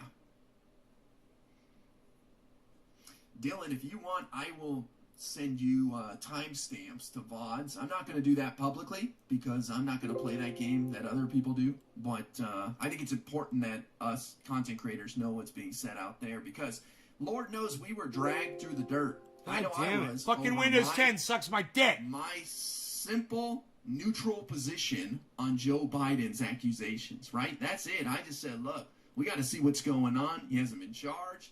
This is brave of this woman to come forward. We got to see what this all adds up to, etc. We got to hear what's going on. Fuck you. Fuck we should them. Listen. Windows 10 sucks my dick. And let me tell you. Was I blasted not? It wouldn't save my notepad because it had the candlesticks saved on it. So it said, you got to save it as a ANSI. So you got to go into this window and select ANSI. So I go to this window, ANSI is already selected. But I check the window, there's nothing else that says ANSI. So I click OK, and it says, not saved. I went through that 3 or 4 times. That's Windows 10. That's an engineer over at Windows 10 putting his tiny little pea-sized nutsack on software because his little fucking freckled face thinks he's going to fucking make it better. Be an engineer. Be an engineer. Unstop for that. God forbid. And yet, people who blasted me said that we should always listen to people when they come forward. We should always take them seriously. Well, that doesn't sound like these two people are taking these accusations very seriously to me. Drop their names, have no fear, says Teddy something. Doesn't do me any good to do so. The whole thing sounds mundanely, sickeningly credible. So why do I speak up with all this? Exactly. It sounds mundanely, sickeningly credible. Because, like I said, she never said he groped me. And if she wanted to fucking take his ass out, she could say he did all kinds of things. You know? He said, she said, bro. But she said basically, you know, he was just so inappropriate with me. He said this, he said that. I was here, we were there, blah, blah, blah, blah, blah. But it was creepy. The guy's a creep. Then all the allegations from his office and the fact that he's lost 2 complete groups of staff members in his office. Bad enough. Now, let's go to what I told you. Now we're going to bring up the thing from Shahid Buttar that you guys got to fucking hear because it's fucking a priceless. Hey, Heavy P, do I ever take my torches apart? Bro, this is my same torch. I've had the same torch for years and years and years. There's no need to take this one apart. It hasn't broken. If it ever broke, I'd just buy another one. They deserve my money because this thing has been so reliable. It's the Big Shot GT 8000. Everyone from Blazer, everyone should have one of these. Because you could do so much with this, you know, not just, I use it for other things, not just dabs. It's important.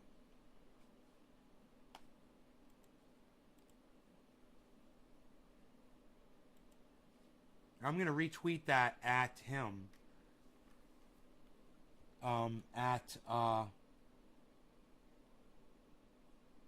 what's his name? I'm really important.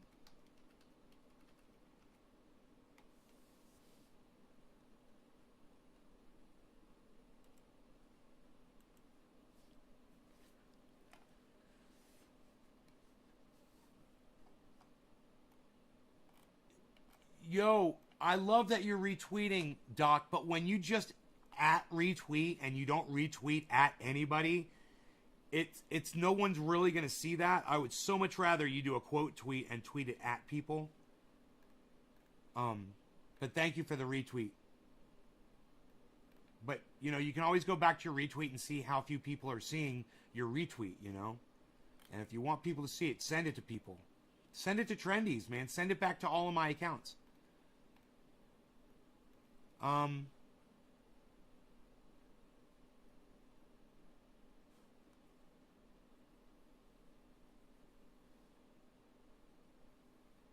Let me see if I can find this upload that I put up there of the video of Shahid.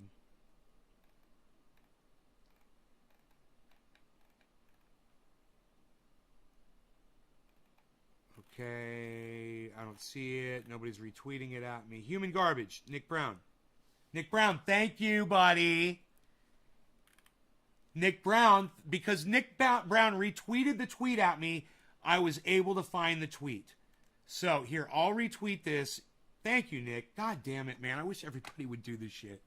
I'm going to retweet this. Nay's Garden. At Nay's Garden Show. Okay. At Shader Ben. All of you guys could do this so easily. At Nay _ Trendy. Nay's Garden, Shader Ben, Nay Trendy. Okay, there's one more. At Crypto Cult. RYPT. At Crypto. You could even like copy and paste this. Crypto Culture 420. Up. Crypto. CUL. Crypto Cult 420. Okay, tweet. I wish you guys would do this. I really do. I wish you guys would get on Twitter and fucking retweet my shit. I can't believe so few of you will do that. But, it's too fucking goddamn bad, man. You know, hopefully it'll build up one day. We'll see. I wish you guys would just fucking put forth the effort. This video that I put up, what about the sexual harassment allegations? They attacked me because I'm brown. I've never heard a clear admission of guilt in my life. This guy is straight human garbage. Has 2 likes, I guess. And 2 retweets, and I'm one of them. Bitcoin's down to 33.8. Oh, that sucks. Maybe it'll go back up soon. But anyway, I want you guys to hear this response from Shahid Buttar. So here we go. I'm going to destroy Shahid Buttar, as I've done on this show before. But this time I'm really going to destroy him. So, those of you guys that waited, here you go. I mean, these were attacks straight out of the Jim Crow South. Lies, These were attacks straight out of the Jim Crow South. I want you guys to hear him say that again. I mean, these were attacks straight out of the Jim Crow South. That's how he opens up. So let's address the allegations against you. These were attacks straight out of the Jim Crow South. Dude, I don't know if you've checked lately, Shahid, but you're not black, bro. You're not black. You're not a black man. You don't get to play the I'm a black man card. You don't get to do that. All right? Number one. Number two. When somebody accuses you of sexual harassment or sexual allegations of any kind, who cares anything about the color of your skin? So, what if you're a white guy and she was doing it? Then it wouldn't be Jim Crow allegations?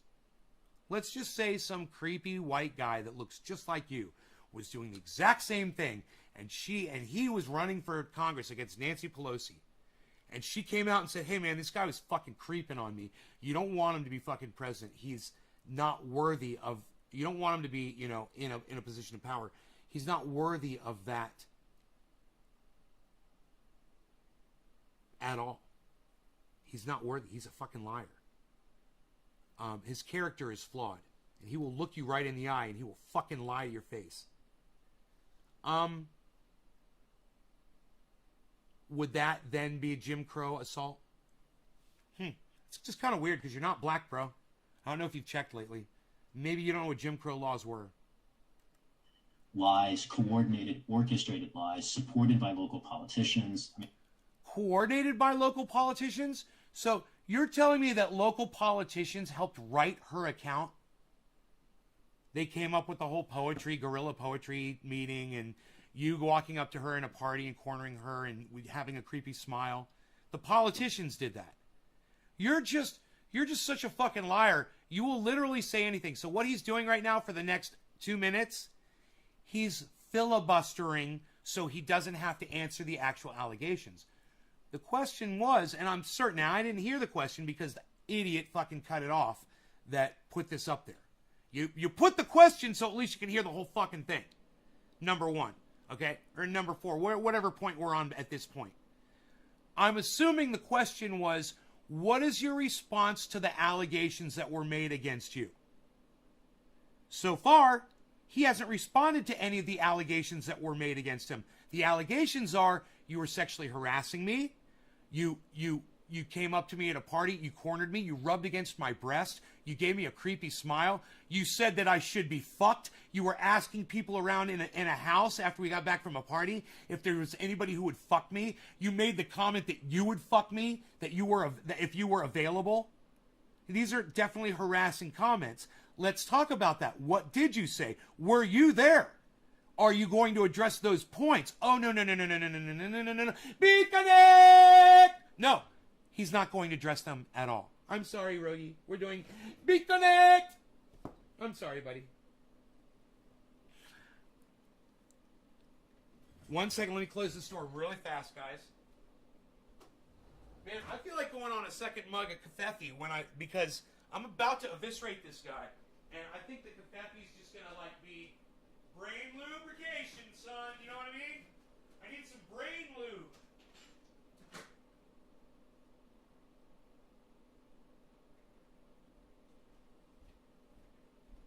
Beat Connect!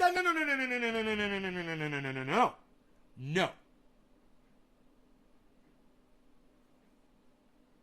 I mean, it's dark, and I'm quite eager for some journalists to finally write the story. But I think there's a Pulitzer Prize here for whoever will actually dig in and uncover the plot. It's been pretty much uncovered, Shahid. It's pretty much been uncovered. People have gone out. They've risked their own personal reputations, who they are, by going public with their stories about you. That means any of those people in the future want to do anything, like get a job, have a reputation, go on a podcast, or just have a social life, they have to answer to everything that they say about you. And if it's all lies, this is your big opportunity to speak out against those allegations point by point. There's many allegations. Let's hear you address just one of them. And the whistleblowers themselves, having been silenced for as long as they have been, they're seeking their own channels now to tell their own experiences. What? The whistleblowers themselves? Who are the whistleblowers? Whistleblowers themselves, having been silenced for as long as they have been, they're seeking their own channels now to tell their own experiences. And What, their own experiences about what? What whistleblowers? Who? Shahid, who are you talking about, and what experiences are you referring to? No idea, and he's not going to say. I'm grateful to all the San Franciscans who saw through the law. No, we see through you. Us San Franciscans, bro, we see through you. Understand it. We see right through you.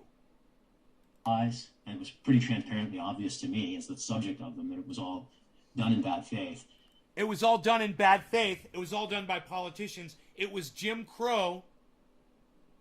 This is a racist attack on me, he says. Still, not a peep about a single allegation that was made against him. As I said before, hey man, I'm not a lawyer. My mother just always used to tell me I'd make a great one when I was a kid. And if someone made a sexual allegation against me, I would go point by point because I'm innocent. So I would say, okay, well, let's just go through it, point for point. You say what you claim I did, and let's see how much I can take it apart. Okay? That's what I would do.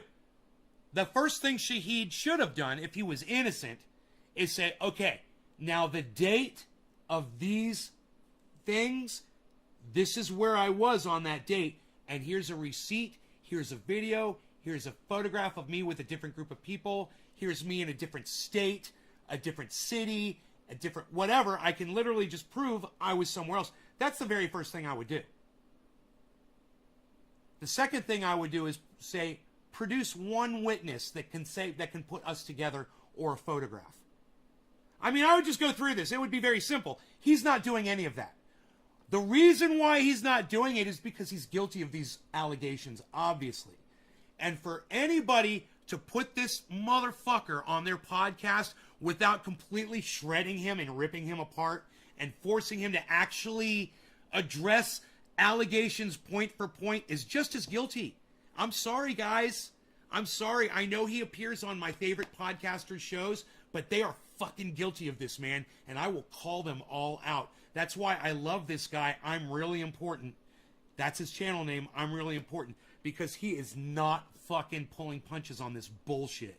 I'm glad to see as many people have recognized that, chime on. I wish the journalists practiced ethical journalism, and I think if they did, none of this would have been an issue, because all of these stories were political. If people practiced journalism, none of this would have.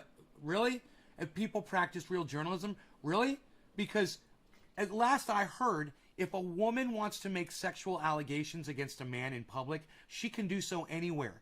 And it doesn't matter what the journalism is behind it. It doesn't matter where that story appears. It doesn't matter if she tweets it. It doesn't matter if she goes out on a street corner and with a bullhorn and screams it out in traffic. The story is out there for everybody to hear, and the source of it doesn't matter. So the fact that he's even bringing this up is more blah, blah, blah, blah. Why are you talking so much filibustery? Answer the allegations. Politically motivated. And just to be clear, to accuse people of color of... Oh, see, so he's people of color. He wants to throw that out there. So all the people of color, he's trying to win you over. So are there any people of color watching this show right now? If you are a person of color, go ahead and let me know. Press number 1 in my live stream if you're a person of color. I'm looking at you, Enoch. Anybody else? Anybody else a person of color in here? Who's a person of color in here? I'm going to ask you a question.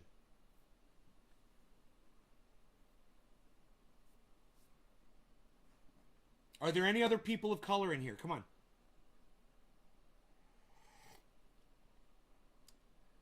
Okay, well, if there were, and in the future I know there will be, people of color watching this, my question to you is this.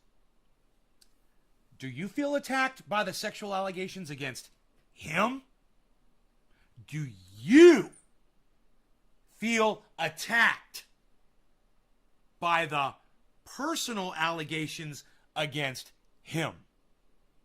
You being a person of color. Well, that's what he's saying. Listen. To be clear, to accuse people of color. Do you people of color... Enoch, where are you? Are there any... Is there anybody in here? Latino? Nobody? No people of color in here at all? Somebody from... You know, I always have Brazilians watching. There's always people from other countries watching. There's got to be people of color. No, not a single person. Heavy P? Yeah? There you go. Do you feel attacked, bro? By the sexual allegations against him? Do you hear what he just said? Of sexual misconduct for political purposes is no less racist than burning a cross on someone's lawn. So, when people accuse anyone of color of sexual misconduct, it's like burning a cross in someone's front yard. I'm going to let him say that a few times, so you guys will let that sink in. Oh, Steve, you're half Asian. There you go. You're a person of color. There you go, brother. I'm 1% Iberian Peninsula. I'm a person of color.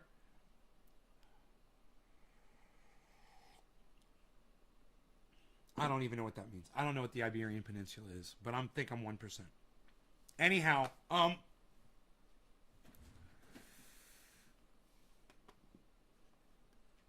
my buddy said no, he's Mexican, half Asian. That's fucked up. Yeah, I have Spanish. Heavy P.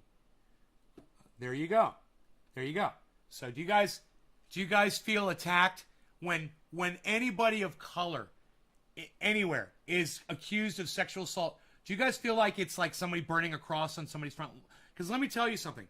Burning a cross on someone's front yard is an affront to the entire country and the entire world.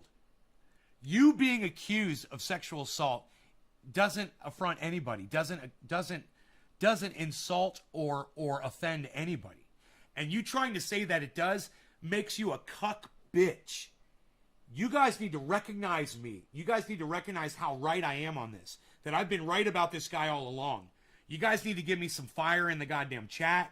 You guys need to share this around more. You guys need... There should be 1,700 people here watching this show, not just 17. This is fucking pathetic. There should be more people here watching. I'm serious. Because I am destroying this motherfucker, and we're 57 seconds in. There's still another minute left of this. A minute and a second left of this. It's not over. Go ahead and share this, guys. Get some people in here, man. Make me proud, because I'm about to destroy this guy. I'm about to take his balls, as tiny as they are, put them on a fucking anvil, and slam them with Thor's fucking hammer like they deserve to be. This guy should have his dick cut off, as far as I'm concerned. He's a menace to society. He's a fucking monster. And that's what the entire Democratic Party in San Francisco, and I'm talking about from the bottom to the top, was complicit in. He said the entire Democratic Party of San Francisco was all in on it to have one woman accuse him of sexual allegations.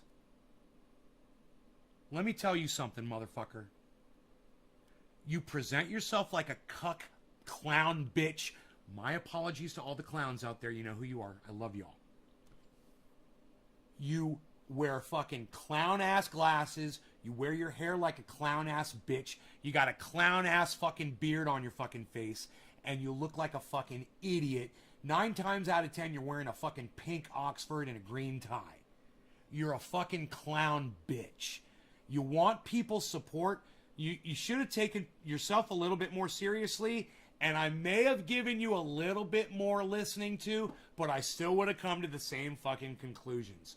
Bro, you don't even take yourself seriously. You're in it for the money. You're clowning yourself and the rest of the world so you can get money. That's all you're trying to do. And you're a fucking clown cunt bitch. And is that okay? I think it. Is that okay, Billy, that I'm saying that? Is that okay? I don't want to offend you, bro. The Jim Crow South. Lies, coordinated, orchestrated lies, supported by local politicians. I mean, of sexual racist than burning a cross on someone's lawn. And that's what local purpose is no less racist than burning a cross on someone's lawn. This is no less racist than burning a cross on someone's lawn. Use people of color of sexual misconduct for political purposes is no less racist than burning a cross on someone's lawn. Of sexual misconduct, accuse people of color of sexual misconduct for political purposes is no less racist than burning a cross on someone's lawn. And just to be clear, to accuse people of color of sexual misconduct for political purposes. Let me just say this so you guys get it. Oh, I will accuse you of whatever people accuse you of for political purposes. I don't give a fuck the color of your skin. And I'm not burning crosses on anybody's yard, motherfucker. I'm totally accusing you of what you did, of what you know you fucking did, because you won't respond to it, for political purposes, so you won't get elected, because I don't want you to be a leader in my fucking district, because you're a cunt, rapist, bitch! Period! So, if you want to accuse me of burning a cross on someone's yard because I agree with somebody who's accusing you of sexual harassment, I challenge you, Shahid Buttar, to a cage match. Me and you. No rules. We can do it publicly. We can do it privately. I don't give a fuck. You're probably a foot taller than me. You got reach advantage. Let's fight it out. I'll fight for all the people that left you. For the woman that's accusing you of sexual harassment, and all the people like I'm Really Important, all the people out there, I'm Really Important on YouTube. You guys check him out on YouTube. He really helped me out a lot with this. I don't know if he realizes what a great help his video was, but please check out I'm Really Important on Twitter. Follow him on Twitter. Let him know I sent you, and check him out on his YouTube channel too. Please follow him. Sign up for notifications. I'd love to see you in one of his live streams. And I'd love to get him on this show for an interview. But to accuse me of being the type of person that would burn a cross on somebody's front yard because I support allegations that this motherfucker refuses to answer to point for point, let's fight, bro. Those are fighting words. Let's fight. Take your fucking glasses off, and I'll even fight you with my fucking hair down. Let's fight. I'm ready. What do you say? You want to do it? Let's do a public cage match. No rules. Me and you. Last man standing. I promise you this. I won't fucking kill you. And when I knock you out, I'll fucking lay you out straight so you can breathe. I promise you that. The fight's going to take 3 seconds. And it'll be over quick. I promise you that. But let's do it. Let's do a public cage match. Me and the fucking sexual harasser. All right? Me and the fucking misogynist. Okay? Me and the douchebag who uses his own skin color as a shield to protect him against what he knows he's fucking guilty of.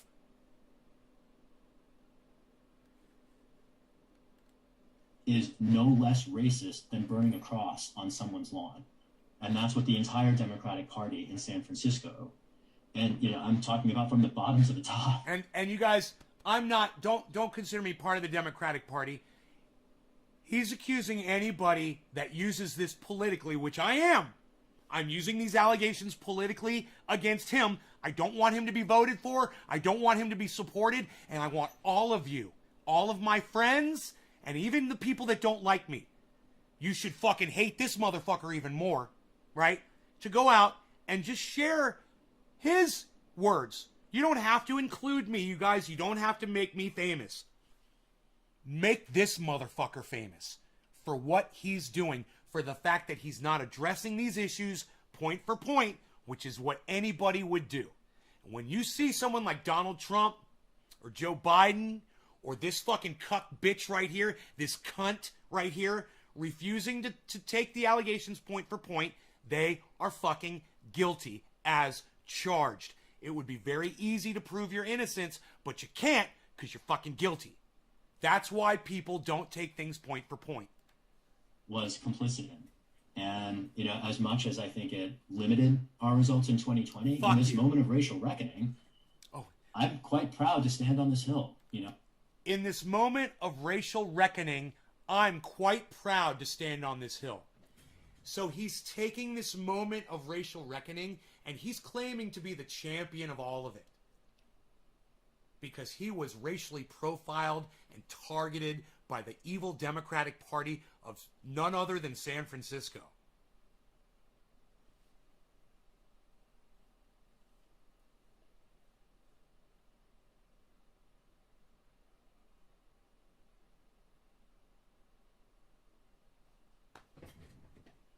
I just want to let that marinate for a second.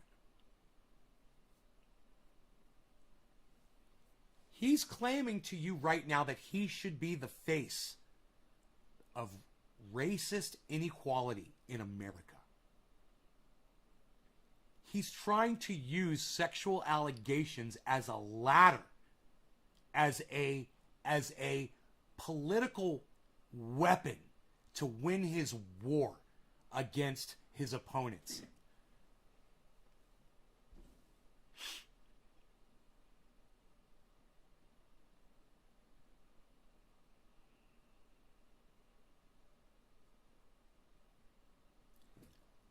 You know, I've heard of playing the race card. This guy is licking the race card's pussy.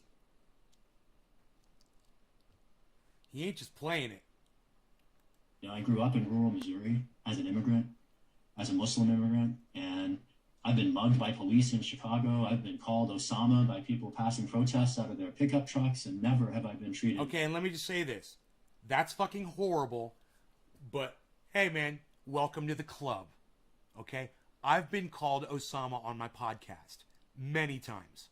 So, get the fuck over it, you little fucking pussy, okay? I've been called other shit, too, based on, you know, my bloodline. Get over it, you fucking pussy. Get the fuck over it. Don't use this as as some kind of a trump card. You are literally, and when I say trump card, I literally mean a Donald Trump card. He's literally doing the exact same thing that Donald Trump did. Just lie to your face and keep repeating the lie, and eventually you'll get so tired you can't keep up with them anymore. You can't keep up with all the fucking lies. And he is Donald Trumping your ass. And he's appearing on all of my favorite podcasters' podcasts, and they're fucking ignoring this. So this is what I want you to do. I want you to go ahead and retweet this at Jimmy Dore, retweet this at Miserable Lib, retweet this at Ron Placone, retweet this at Graham Elwood, retweet this at Lee Camp, retweet this at everybody you can think of that I've ever had on this show. Retweet it at every fucking righty. Retweet it at Katie Halper. Retweet it at activist Eleanor. Retweet it at every possible. Retweet it at Tim Black. Okay? You guys do that for me, and I will keep doing this for you right now. In any way, even remotely comparably, in terms of the racism that I encountered, to how I experienced the institutional press and even the independent press in San Francisco as a congressional candidate. He's talking about the racism and the persecution that he's experienced. So let's just break that down for a second. He's literally spending filibustering time right now on this question when asked about someone who is claiming that they suffered sexual harassment, a victim. And instead of talking about the victim, he makes himself the victim of other stuff during the conversation, which isn't even part of the conversation. But that's what he's doing.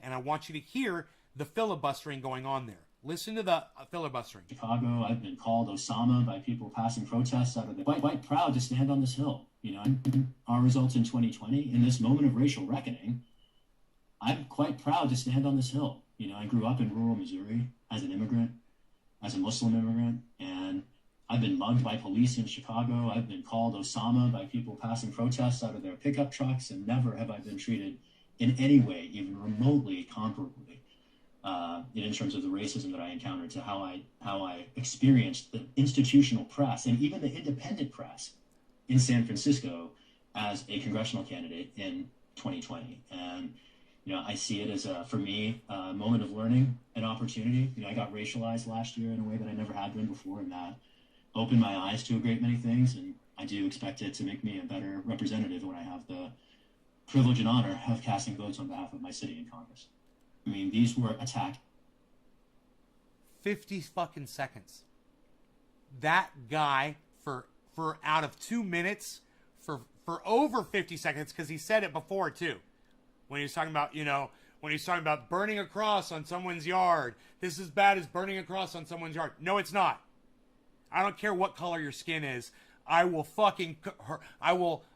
back up anybody that says that you sexually harassed them if you refuse to address the allegations. If you do not address the allegations, then in my book, you're guilty.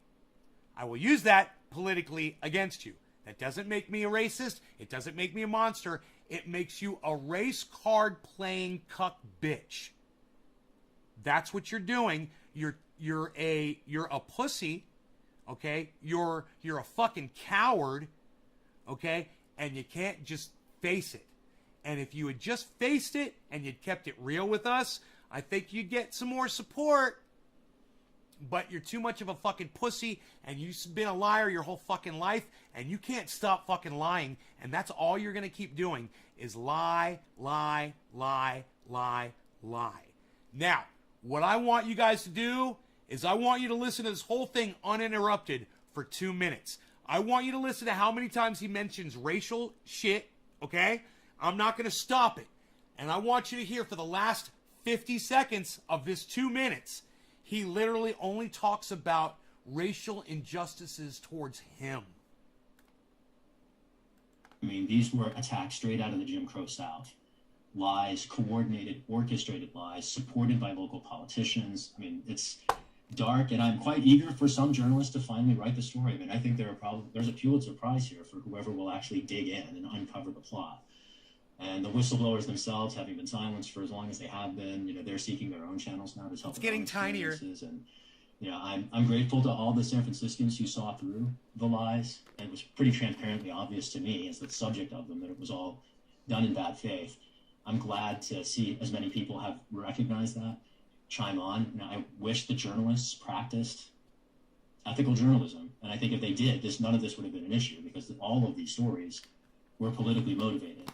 And just to be clear, to accuse people of color of sexual misconduct for political purposes is no less racist than burning a cross on someone's lawn.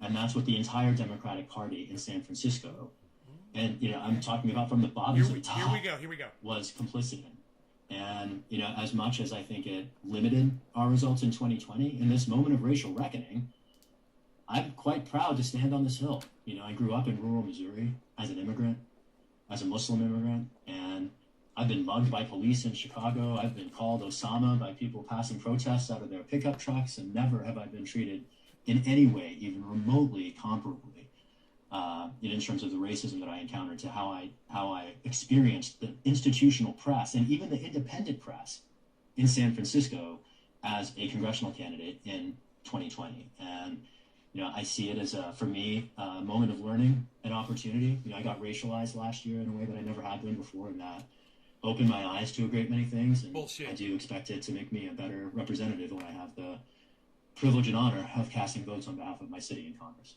I mean, these were...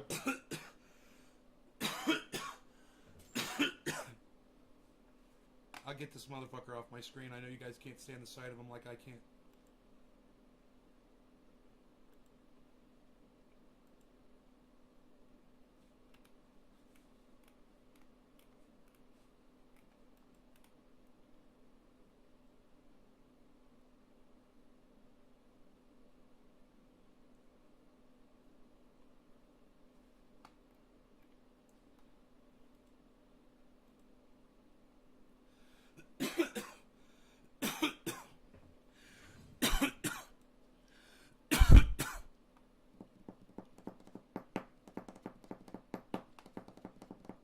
Nick Brown, thank you.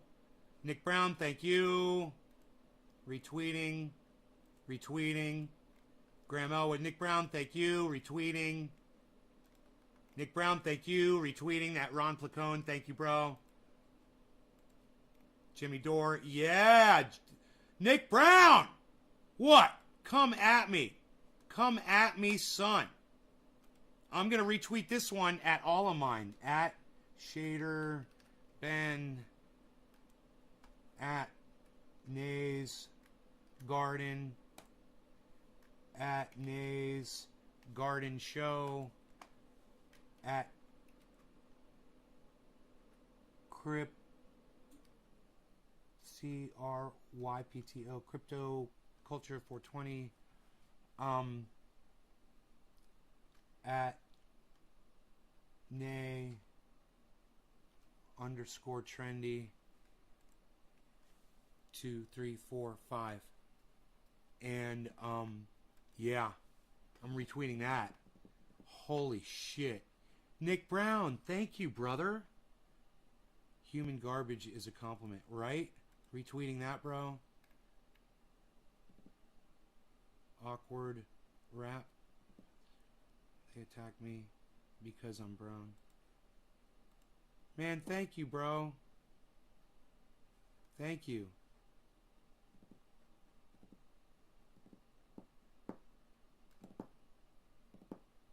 Thank you so much, brother. That's 2 hours, guys, that we've been live. I think we'll leave it at that, okay? You guys are fantastic. I love you guys. Go ahead, please get on Twitter, guys, and please share this video out there. People need to know that Shahid Buttar is a piece of garbage. He will not respond to these allegations. He's a piece of fucking garbage, okay? He's guilty. Guilty people act guilty. Guilty people come up with excuses. Guilty people blame other people. They blame racism. They blame the race card. It's not. He's not even black. He's blaming Jim Crow style laws. You know, he doesn't even make sense. And the people that just think he's beautiful, they're letting their hatred for Nancy Pelosi cloud their reality. Wake up, guys. Don't let your hatred for Nancy Pelosi cloud your fucking reality, guys. I hate Nancy Pelosi too. She's gonna be dead soon. She's so pumped full of fucking wax. She ain't got long, man. Trust me, we don't need to replace her with a fucking douchebag liar that's only going in there to make himself wealthy. Trust me. That's the only reason he's going in there. He's dirty as fuck. You guys, I'd love to see Shahid Buttar's credit report. Yeah, hey man, let's just start with that. What's your score? What's your fucking credit score, Shahid? Let's see what kind of person you really are. Let's see how you repay people who you think you don't ever have to deal with again. Let's see if you stand up behind all the decisions that you've made financially. And if you've been responsible towards people that are strangers to you, that don't matter to you. Let's see how you treat them. Let's see your fucking credit report. What's your fucking credit score, Shahid? I bet it sucks. I bet your fucking credit score sucks. So, hey man, okay, I'm gonna give Shahid Buttar a fucking challenge. All right? Here's a challenge for you, you lying motherfucker. Here you go.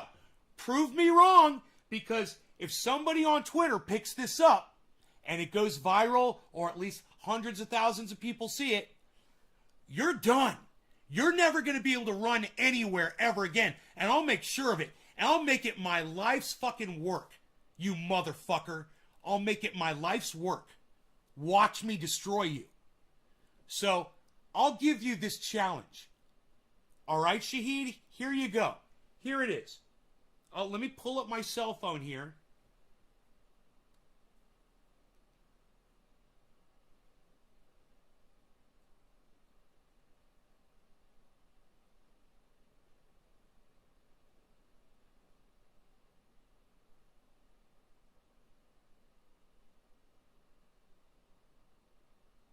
And I say this. It's got to be creditkarma.com. I want to see Shahid Buttar's creditkarma.com credit score. That's it. That's the only thing I will accept. Creditkarma.com. Let's compare scores, motherfucker. All right? We'll see how reliable you really are. We'll see what kind of a fucking person you really are. All right. Here's my credit scores, you little fucking bitch. Here's my fucking credit scores, you little fucking cunt.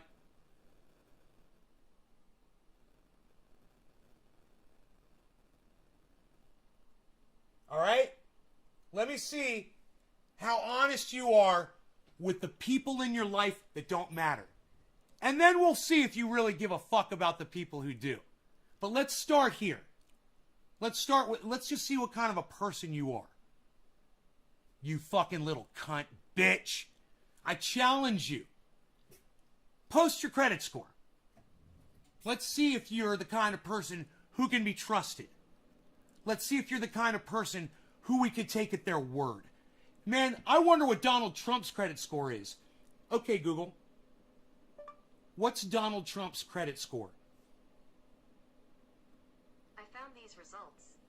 But you won't show them because some fucking stupid cuck bitch engineer has broken my fucking Google, so when I Google shit, it won't come up anymore. Some stupid cuck bitch engineer. Write it down.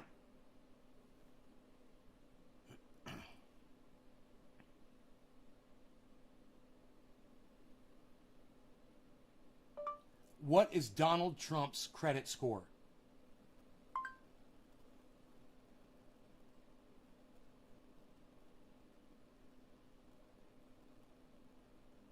Oh.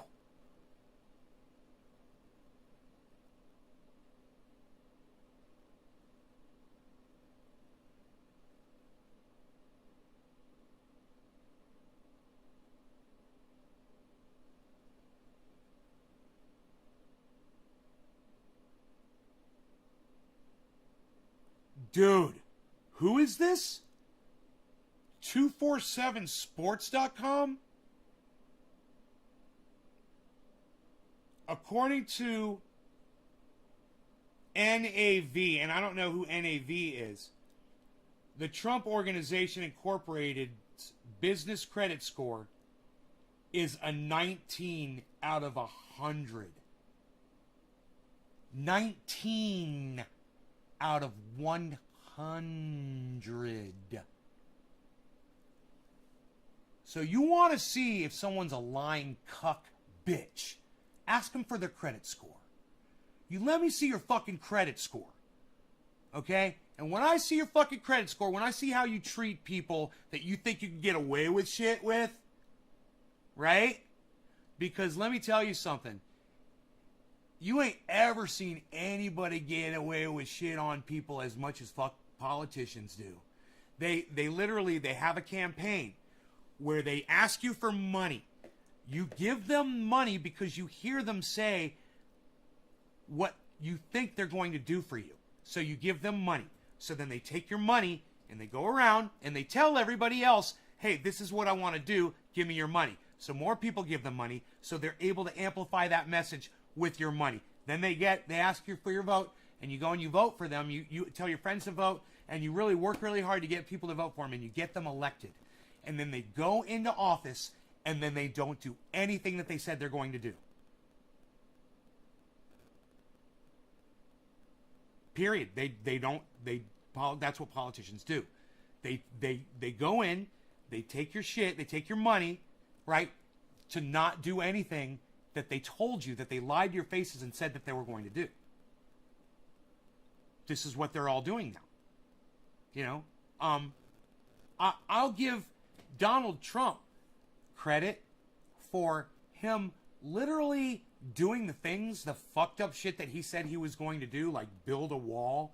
And he did. And it was shocking because what a waste of money that was. What a waste of fucking money and resources and time.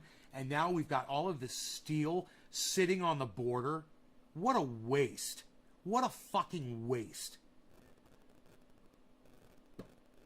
But I've digressed, haven't I? You guys want me to get back to anything? You're just back from a very long, hot walk. Orcas swim, bro. That's the problem. You got to be swimming, bro. Get back in the ocean. Like a fat seal on an iceberg. Ugh. Trendy Orca likes that. That's a tasty dish. Oh, is it a politician you wish?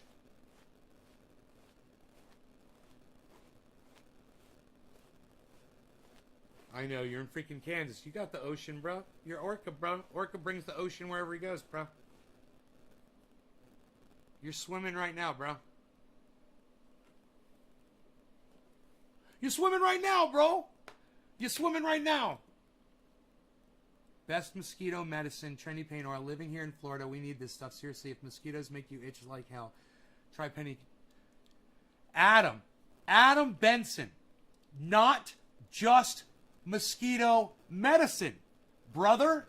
It is also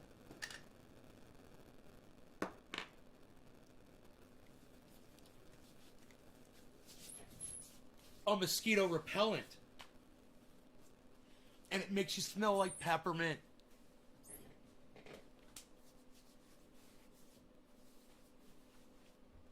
Mosquitoes fucking hate it. They fucking hate it.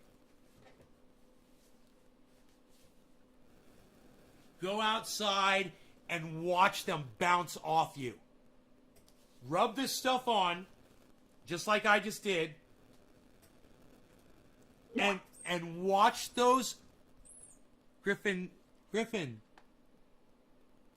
Dude, will the thing open back up again? Will the chat open back up again?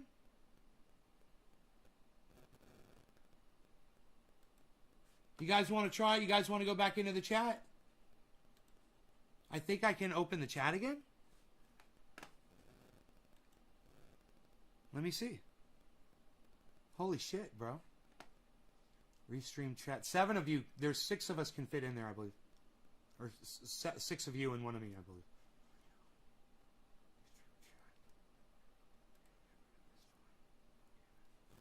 Let's start call. Here we go. I had to press start twice. You know, because an engineer over there. Waiting for others to join. Why won't it show my picture? What do I got to do here? Do I have to... Video settings. Let me just see if... It's so weird that it doesn't show me in the chat. What's up? Hey, Griffin. What's up, brother? Trendy. We have a fully clothed Griffin today, everybody. There we go. Oh my.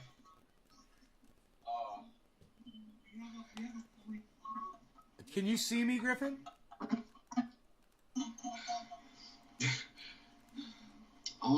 I can. I don't think I can see you. Okay. I think you have a fingerprint. There might be a fingerprint on your camera lens. Nick Brown, what's up? Nick Brown. Nick Brown's actually got his name today. You got your name. Boom. We got Josh. Josh, what's up, Josh? Josh G. Yo, Josh G. Yo, Josh G. What up? What up? What's up, son? AG. Working on the car. Hell yeah. Look at you. You're out in the garage? I'm jealous. I want to be in my garage right now, man. Ah, garage life.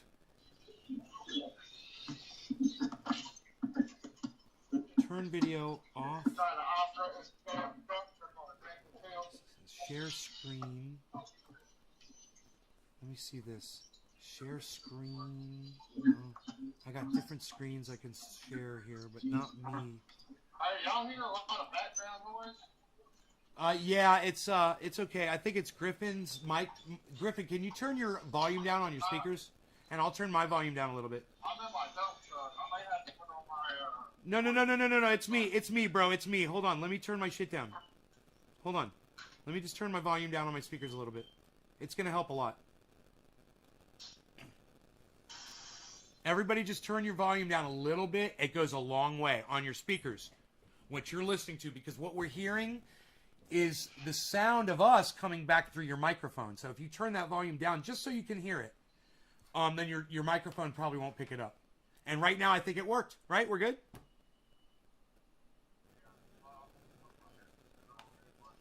Okay, I'm going to turn up a little bit louder. I'm going to leave this up so I can get to it. All right, now, in order for y'all to see me, man, I don't know. It's kind of weird. what's wrong with the bar?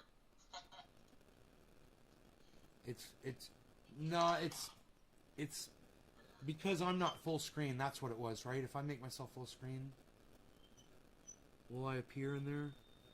No, it doesn't see me. It's just showing Griffin. Oh, that's weird. I don't understand it. You gotta work yours out. Yo, Griffin, are you smoking, bro? Show you what I got. My illy gal. Oh, you got the illy going. Illy. Chilly with the illy. Josh just said, fuck horseflies.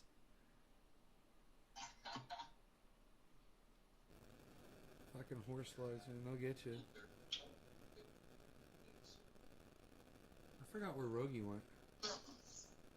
I found some beard balm.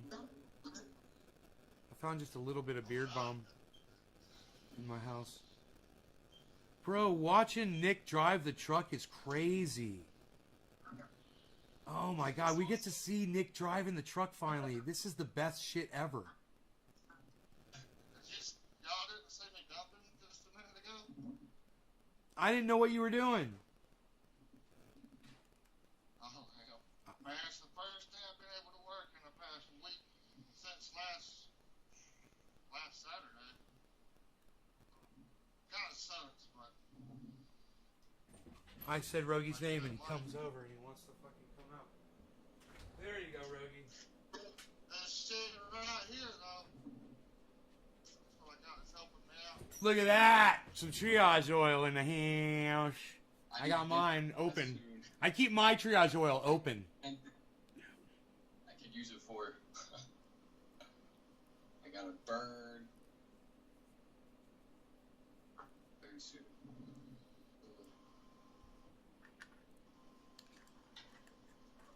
Nick Brown, you gonna smoke and drive? I wish. Hey, I got my little pen though. Nice. Thing is about that though, if something was to happen, if I was to hit a damn mailbox or something, I'll drug test you on the side of the road. Yo, Dummy. Dummy Dum. I'm actually hitting a mailbox. I'm gonna fail anyway, but I don't want to look blitzed. Dominique.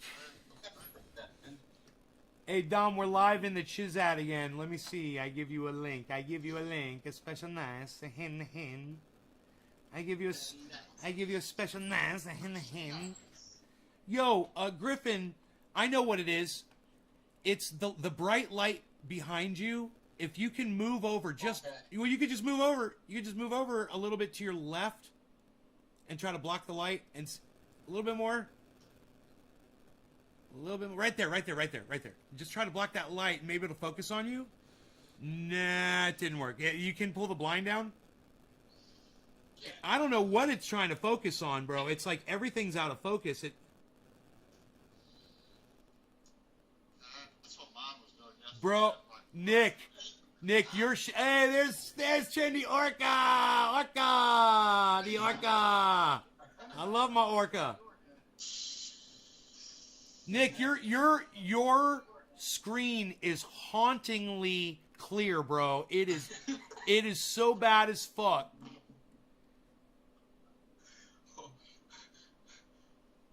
Let's go to large grid.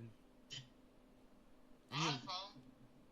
That's how those trucks be sometimes, man. Grid view, speaker view, enter full The screen. lighting's probably good because I got just the light beaming in from the front and everything's Nice one, Josh. dark. Look at that. Griffin's camera is blurry. Griffin, we got to fix your camera, bro. There's something going on. It's focusing on. It's like it's there. There it is. Now it's focused. Okay. Oh no! You've got your background on blur, bro. You've got your background setting on blur. That's what you have. And then you're in the background. So it's blurring you, bro. That's hilarious. I'm so smart. I'm just doing this all day. It's what I do. I juggle the facts. Look at them. Look at all the facts juggling around. Look at me. You got the background? It's you see at the bottom where it says, where is that setting? Where is that setting at? I can't find it. More?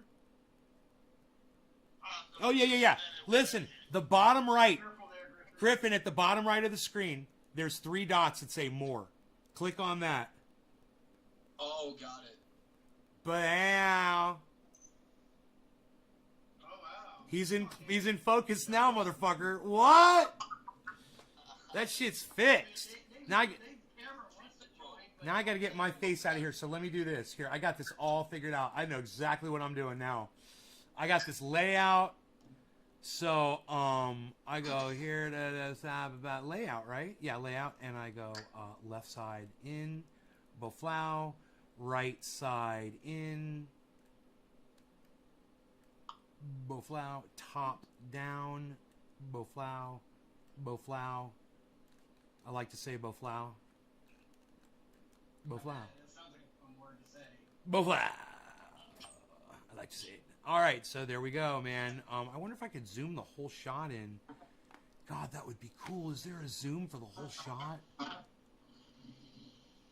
don't know. I've never seen that before. I gotta go grab my charger here. I gotta plug in. I'm at like 20% battery. I don't see Plug in. anything like that. Transition. Oh, hey. I got a new call. Is that Nick? Yeah, that's Enoch. That's Nick driving down the road, bro. Live. Fucking love it. How the fuck do you have such a great connection to the internet, Nick? That's cell towers? I don't know. It's fucking cell towers, bro. You're on the highway. And there's cell towers alongside the highway.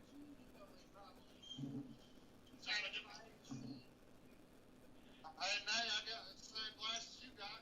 Mine is purpley looking. Fuck yeah, you do. Like a retard on. No, you don't look like a retard in those. Are you crazy? Those are cool as fuck. You look great. I love them. I love those damn things. I got the vision, the driving glasses, so like street signs, they glow. Kind of wild. Hell yeah. I'm gonna turn up the volume here. Just You know, man's got big balls and he can wear purple glasses and still look badass. there you go. Fucking from Trendy Orca himself. That's right. The Trendy Orca has spoken. Trendy Orca, you know what I recommend for you, bro? I recommend one of these on the sink in front of you. That would be cool. No, put a candle there to light up your face. Okay, You know? Let me go grab one. You got one? Oh, that'd be great. We'll have like one candle power of light on his face. It'll be more than what he's got. Yeah, that's right. Crazy motherfucking orca. Trendy motherfucking orca. What? Yeah, that's right, son. Oh, I'm gonna crack y'all up so bad. Enoch, I gotta have shades on with this Texas sun. Hey, you was a dump truck. I hope I don't make you crash. That would be bad. Reminds me of that song by Led Zeppelin. Standing in the noonday sun, trying to flag a ride. People go and people come, see my rider right by my side. That's a great fucking line. It's fun. He's out having fun. That whole song's just about like enjoying the day. You guys ever heard that song Out? It's Out on the Tiles, which is funny because he's not out on the tiles, because I believe out on the tiles, doesn't that mean that you're kind of down in the dumps or something? He's talking about as I walk down the highway, all I do is sing this song. He's all like happy. The whole song he's like happy. Do you guys see my face? Do we see your face? Yes, the candle's working. Oh yeah. Oh my god, dude, it's working amazingly well, bro. Bro, hold the if you hold the candle a little lower, it'll work even better. Yeah! Yeah! Look at you. Who's this? Who is that? It's the orca. Trendy motherfucking orca. Shut up, it's the orca, yo. You're very good. Yes. Oh, I got this thing locked. That's why I can't move it. Okay, here we go. The chat. I'm swimming through Nay's garden shack. Fuck yeah, bro. Fuck yeah, bruh. Looking for a fat blubbery seal. Fuck yeah, bruh. Fuck yeah, you are, bruh. I'm gonna do a bong rip, bruh. I'm doing a bong rip, bruh, because I can see you, bruh. Cheers, everybody. Nick, Billy Ballantyne is asking if you've ever driven on an ice road. Well, who just changed the mode? On an ice road. Never did that. It's crazy. Look at that. Who just changed the mode? I've driven ice, but I don't know ice road truckers. No. Who just changed the mode? Believe it or not, these trucks, they get more grip when it's like I have no idea. icy. It's weird. Who changed the mode? Mode on. Dude, put the fucking mode back, you motherfucker. We can't see everybody anymore. That's why I don't do that. Whoever did it, put it back. That was working for me. Jesus fucking Christ. I'll do it. When do you have us on the live? Yeah. You guys do not realize that we're live on the internet right now. I'm being broadcast to 17 channels, right? You know that, right? Hell yeah. Yeah, okay, cool. All right. Yeah, we're live. Who dis? Heavy! Heavy P! Heavy P! What? What? Heavy P, you gotta unmute. You gotta unmute yourself, bro. There's a little mute thing at the bottom left. There you go. You got it. Right there? Heavy P! Okay. What's up, son? Ah! I fucking love this, man. This is the best. There you go. We're still in together mode. Yeah. No, we're in grid view, bro. On my show, we're in grid view, but somebody had switched it. And what I didn't know was that I guess you guys have the ability to switch the mode. So remember, if you do that, you're gonna dump everybody on the show if you fuck with that setting. So for some reason, it does it for everybody, I guess. Well, how do you get it off? I turned it off. It's top right where it says together. It says together mode, and just select grid view. Well, that's what I've got it on. You could select any view you want, but it's gonna switch it for. I guess it's gonna switch it for me on the live stream when you did that, because they don't. I guess they don't realize that we're literally using this in live situations. You know, because there's some engineer somewhere that works for Windows 10 that figured, hey man, when someone changes the mode for themselves, it should change for everybody regardless of the situation, because I'm an engineer and I know better than you, and I've got a tiny nutsack and I want to put my nutsack on the fucking software and make it suck dick. so I can be remembered forever for having fucking sucking everybody's dick. Okay. How's that nice relaxing drive going, Nick? Look at the smile on his face. Nick's got a big grin on his face. He's driving down the road. As I drive down the highway, all I do is listen to Nays Garden. Yes, road. Hey, can I eat that engineer, please? What's that? Can I eat that engineer, please? You want to meet the engineer? Oh, me too. I want to eat him. Oh, you want to eat him? Yes. A tasty snack for Trendy Orca. A tasty snack indeed. Right. I'm a rabid training orca, okay? I got rabies. Dude, wait, wait, everybody. It literally says 6 of 8 in the call now. So maybe there is no limit to how many people can join. Because remember it was saying 6 of 7 yesterday. Now it says 6 of 8. So, hey man, maybe we can have a whole bunch of people in here. There's just not people that are joining, I guess. Which is fine. But you guys should join. Karen, yeah, you should join. Everybody should fucking join. Oh, yeah. You know, all of you should join. We should see how many people we can get in here. All the good things. And let me tell you guys, something. Those of you who aren't joining, you're fucking lame. All right? So get off your lame asses and join the chat. Come have fun with us. You know you want to hop in here and smoke on a fucking Nays Garden show. You know you do. Oh, there you go. Look at this guy dancing with the beans. All right, Griffin. Griffin, cheers, brother. All right.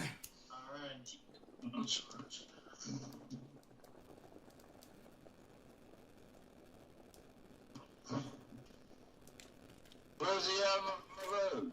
Where's he on the road? Georgia. Somewhere in Georgia. Oh, sweet Georgia. Sweet Georgia.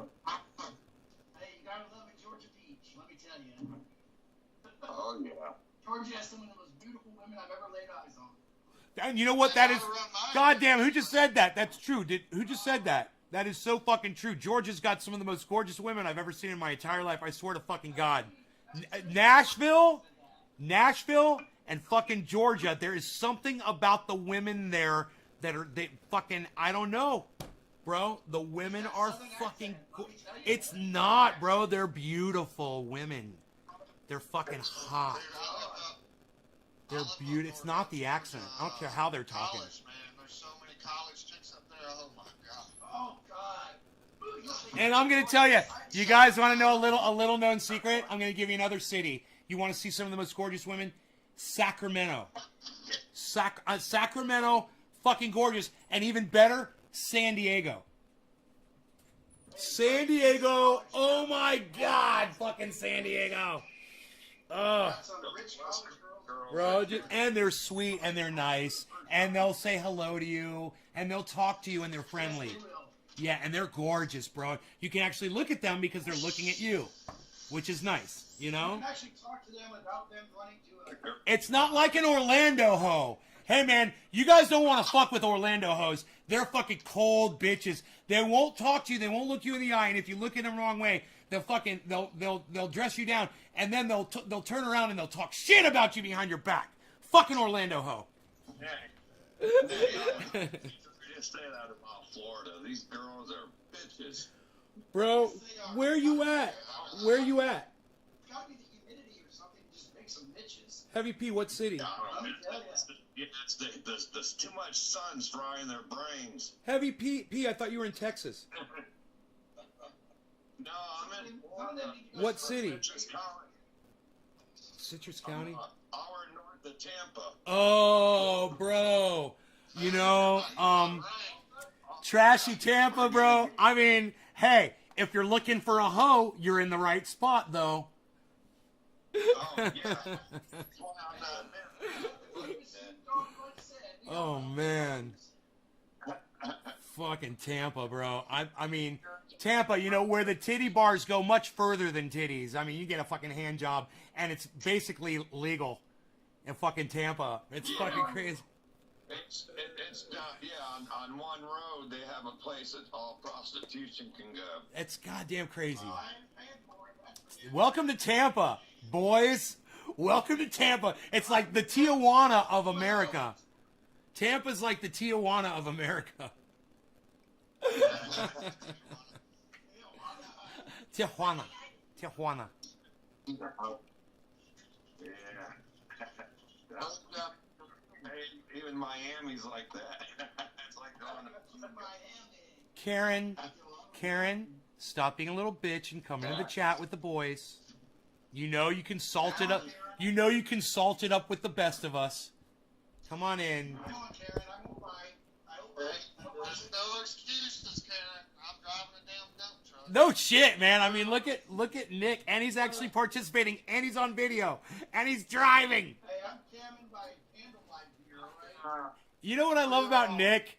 This is what I love about Nick. He's got one headphone off the ear so he can hear traffic and he's being safe. And it's even the ear that's facing traffic. I fucking love it. Hey, everybody give a shout out to him. Being safe. Give him a shout out. Gotta be safe. Fuck yeah. You know, there's a real working man. I got sick and tired of turning wrenches, man. 20 years of that shit. Oh, I'm happy. Busting up your knuckles. Dude, Trendy Orca. Your arms, your back, everything. Trendy Orca. Billy says, Orca's like an actual orca. He can barely see him through the glass. Do a flip, bro. Southern Eastern girls are like... Hey, that's what I told my ex. Barely see you through the glass, bro. That is so funny. You are. It's like we're all at the aquarium and we're looking at you through the glass, swimming around. That's such a funny realization because it's true. I'll wait until you're done talking about hot chick. Okay, well, they are brought up poor mostly so they don't get overweight. They train horses and bale hay so they get a butt on them, and they are trained to be polite. Equals science. Fucking Billy. You guys, hey, if you agree that Billy's fucked up, yeah, let me hear from you vocally right now. Say yeah in the chat. Billy's fucked up. I give him props for it. I give him props for it. Billy, you're fucked up, bro. Florida's the hardest place to find a girlfriend. Billy, Florida is the hardest place to find a girlfriend. Bro, all of my girlfriends stalked and found me. All of them. And, you know, one of my favorite stories, okay, several of my favorite stories, but one of them, the story just switched. This is my fucking favorite story, was I parked my Escalade outside a bar one night that I was performing in. And this gorgeous woman, and I can't get explicit out of respect for family members because I love her to death. But this gorgeous woman said to her, one of her best buddies, who was close friends with me, said, man, whoever's driving that Escalade is getting some action tonight. And that, my friends, was a fact. My favorite fucking story. That was my favorite fucking story. Without revealing anything. Bro, I was like, my friend came up to me and she's like, hey man, this girl, she said this about your truck. And I'm like, take me to her now. Bring me this woman now. Take me to her right now. Where? Why isn't she standing right next to you right now? Where is she? Who is she? Where? Because it's like you said, bro.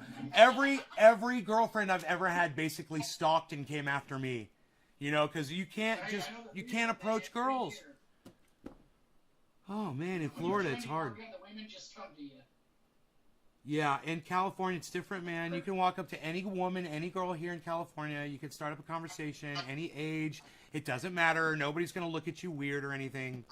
I see old men talking to young girls all the time, and it's nothing presumptuous or anything about it. It's just I live in a town where it's a small town, and everyone talks to everyone, you know. And there's not like a, you know, it's not like a big city where you have to worry about some.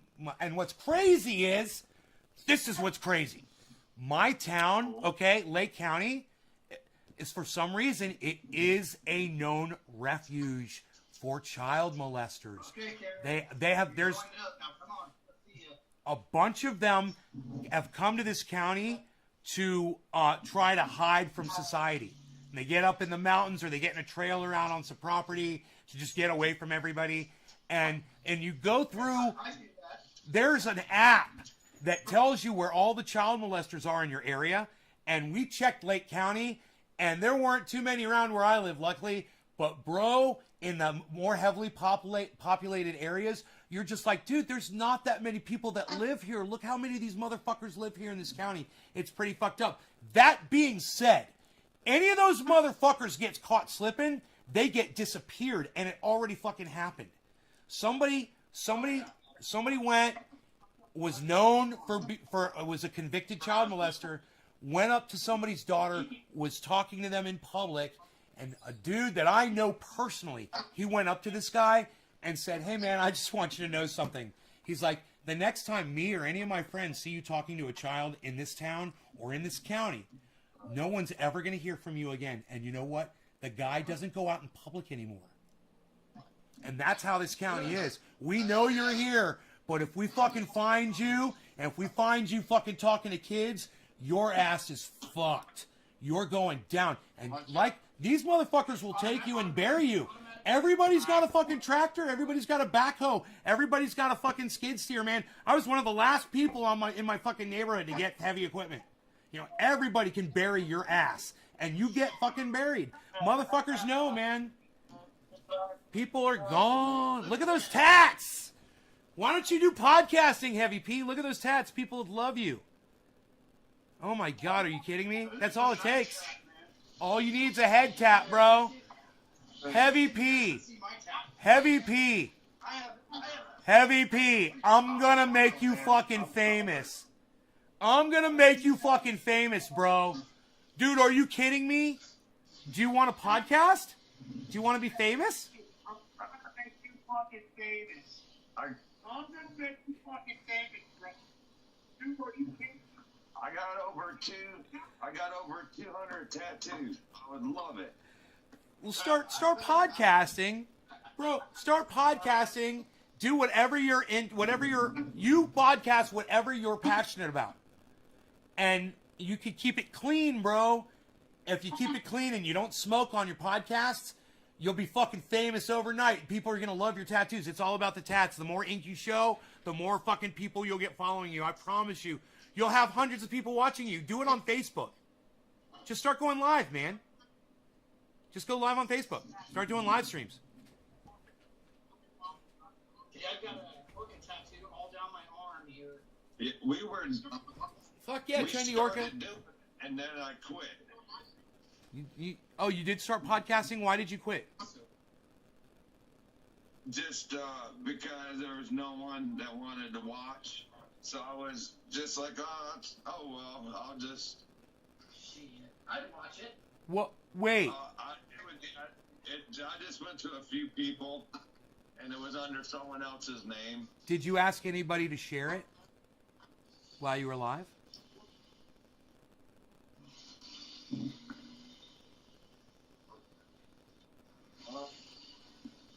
You share? Yeah, we shared it. Really? You shared it around? Hey, man. Yeah. Were your tattoos visible? Oh yeah, you can see my whole body. Yeah, I'm full of them. Brother, there's some... With my shirt off. Brother, I'm fucking telling you, you could do anything on podcasting and you will get a following. I will send you the followers. I will fucking send you the followers. Start podcasting again. Start doing it again. All right? It's gonna work for you, brother. I promise. Look at this motherfucker, bro. Look at this motherfucker. Right? Do you even feel pain? Do you even feel pain when they're doing this to you? Yeah. Yeah, he's like, yeah, I fucking feel it. Heavy P! Heavy P! Bro, I'm totally gonna get you podcasting. Billy, how you like that? This is a one of a kind. Tribal style killer whale. It's beautiful, bro. I love it. Hell yeah, bro. I see it's a tribal style killer whale. I love it. Damn, Heavy P is inked the fuck up, son. What? Yeah. You do tattoos or you just have a 20 years into this. Bro, tattoo artist, Billy? No, We- my best friend is. when What's he charge per hour? He charges $80 an hour. Sweet. I might have to look him up. Yeah, I'm down here in Florida, and Oh, where all the hoes are, right? yeah, where all the hoes are. It's a good place to live. Yeah. It does. Yes. I love Hey, Florida. Karen, what's What up? we got here? Karen's in the chat. Hi, Karen. Oh, she finally made it. Woo.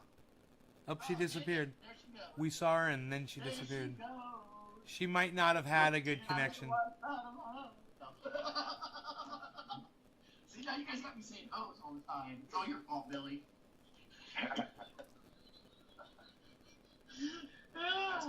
That's you call them that, and that's what they answer to down here. Oh. They used to have, they had that song "Hose Drop."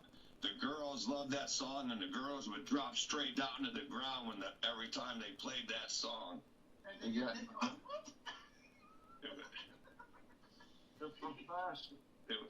Yeah, these girls are I'm doing like, within yes, ma'am. 15 minutes. 15 minutes, you can be at the hotel. They got But you gotta wrap that shit up. Big time. Triple wrap that shit. Oh yeah. I don't need no little violent little trendy orcas running around. I got you. If I do, I'm shipping them to Nay. Send them to Nay. How about that? He'll educate them, all right. Nay, did you hear that? Yeah, Go on. I heard you. We don't use casting nets, bro. It's illegal. No netting. No, I don't have to use a net. No, you're just gonna scare them. I got a rod and reel, okay? A rod reel. I've got several. All right? Bro, I cleaned out my All I garage, gotta do, and I noticed I had some rod reels too that I totally forgot about. Go ahead. All you got to do is what? trendy orca. All I gotta do is give them a SeaWorld smooch like they do at SeaWorld. A SeaWorld smooch. And that I can't get them off my dick.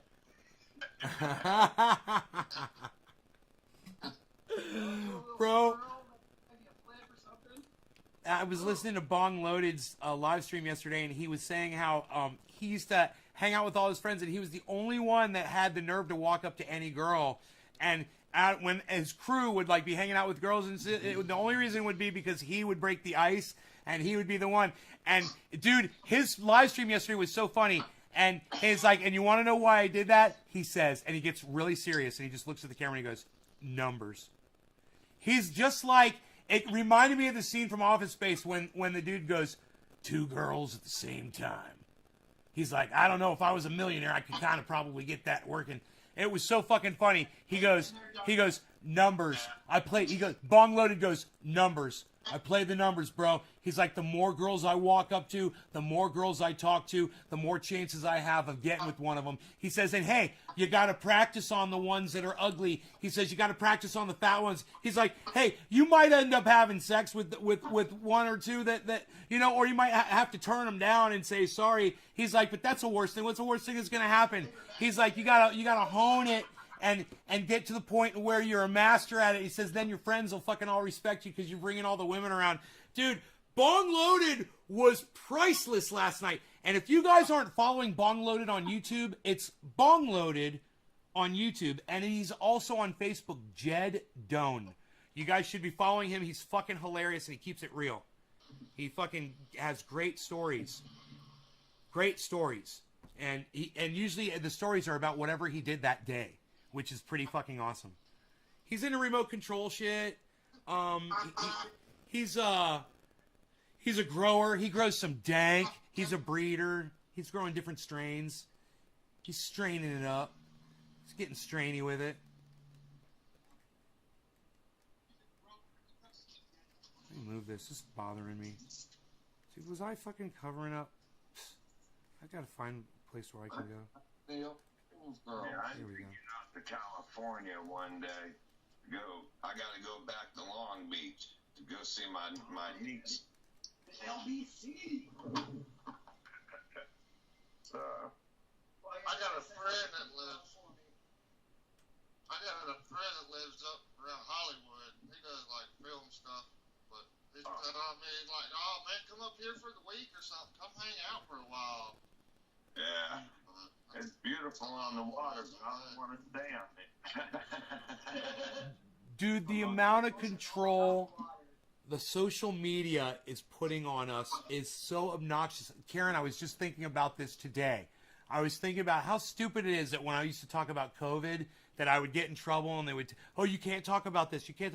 Who the fuck are you to tell me what I can and can't talk about? Or who the fuck are you to tell me what I can and can't believe? And who the fuck are you to tell me what I can and can't share with my audience? And if I say, last night I saw a bright light in the sky and I swear it was an alien. I saw aliens last night. And if I want to say that to my audience and it's total bullshit, well then so be it, because that's what my audience wants to fucking hear. And suck my dick for trying to control the fucking narrative no matter what it is. So Karen McDonald said this.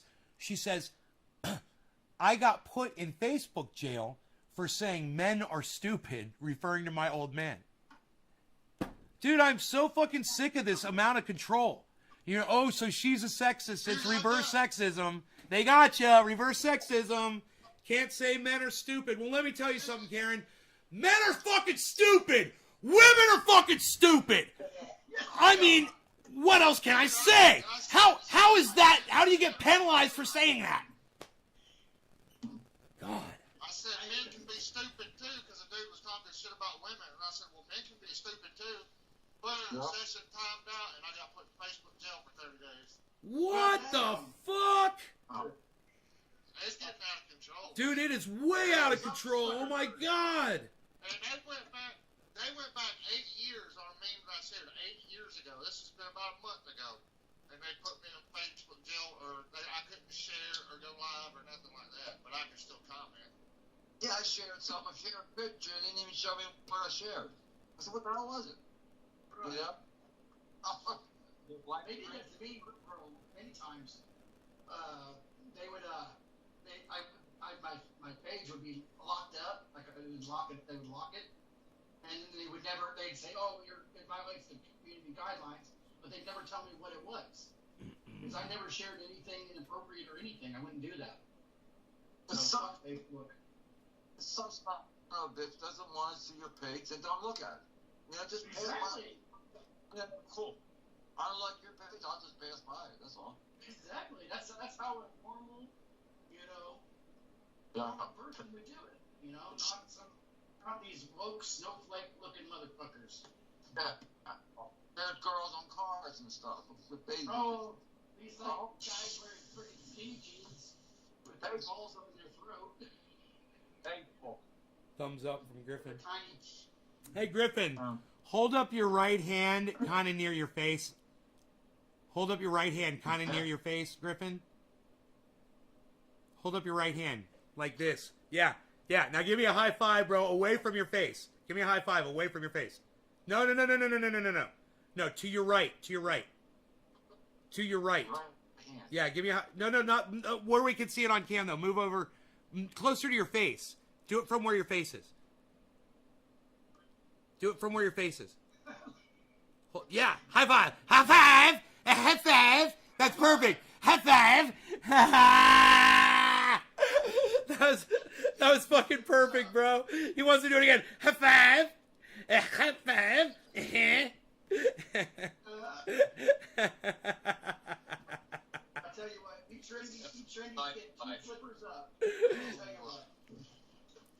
A high five. How much? Hey, Trendy Orchid is raising his flipper and waving it as he circles in the water. No. Let me explain to Billy what's going on with Orca.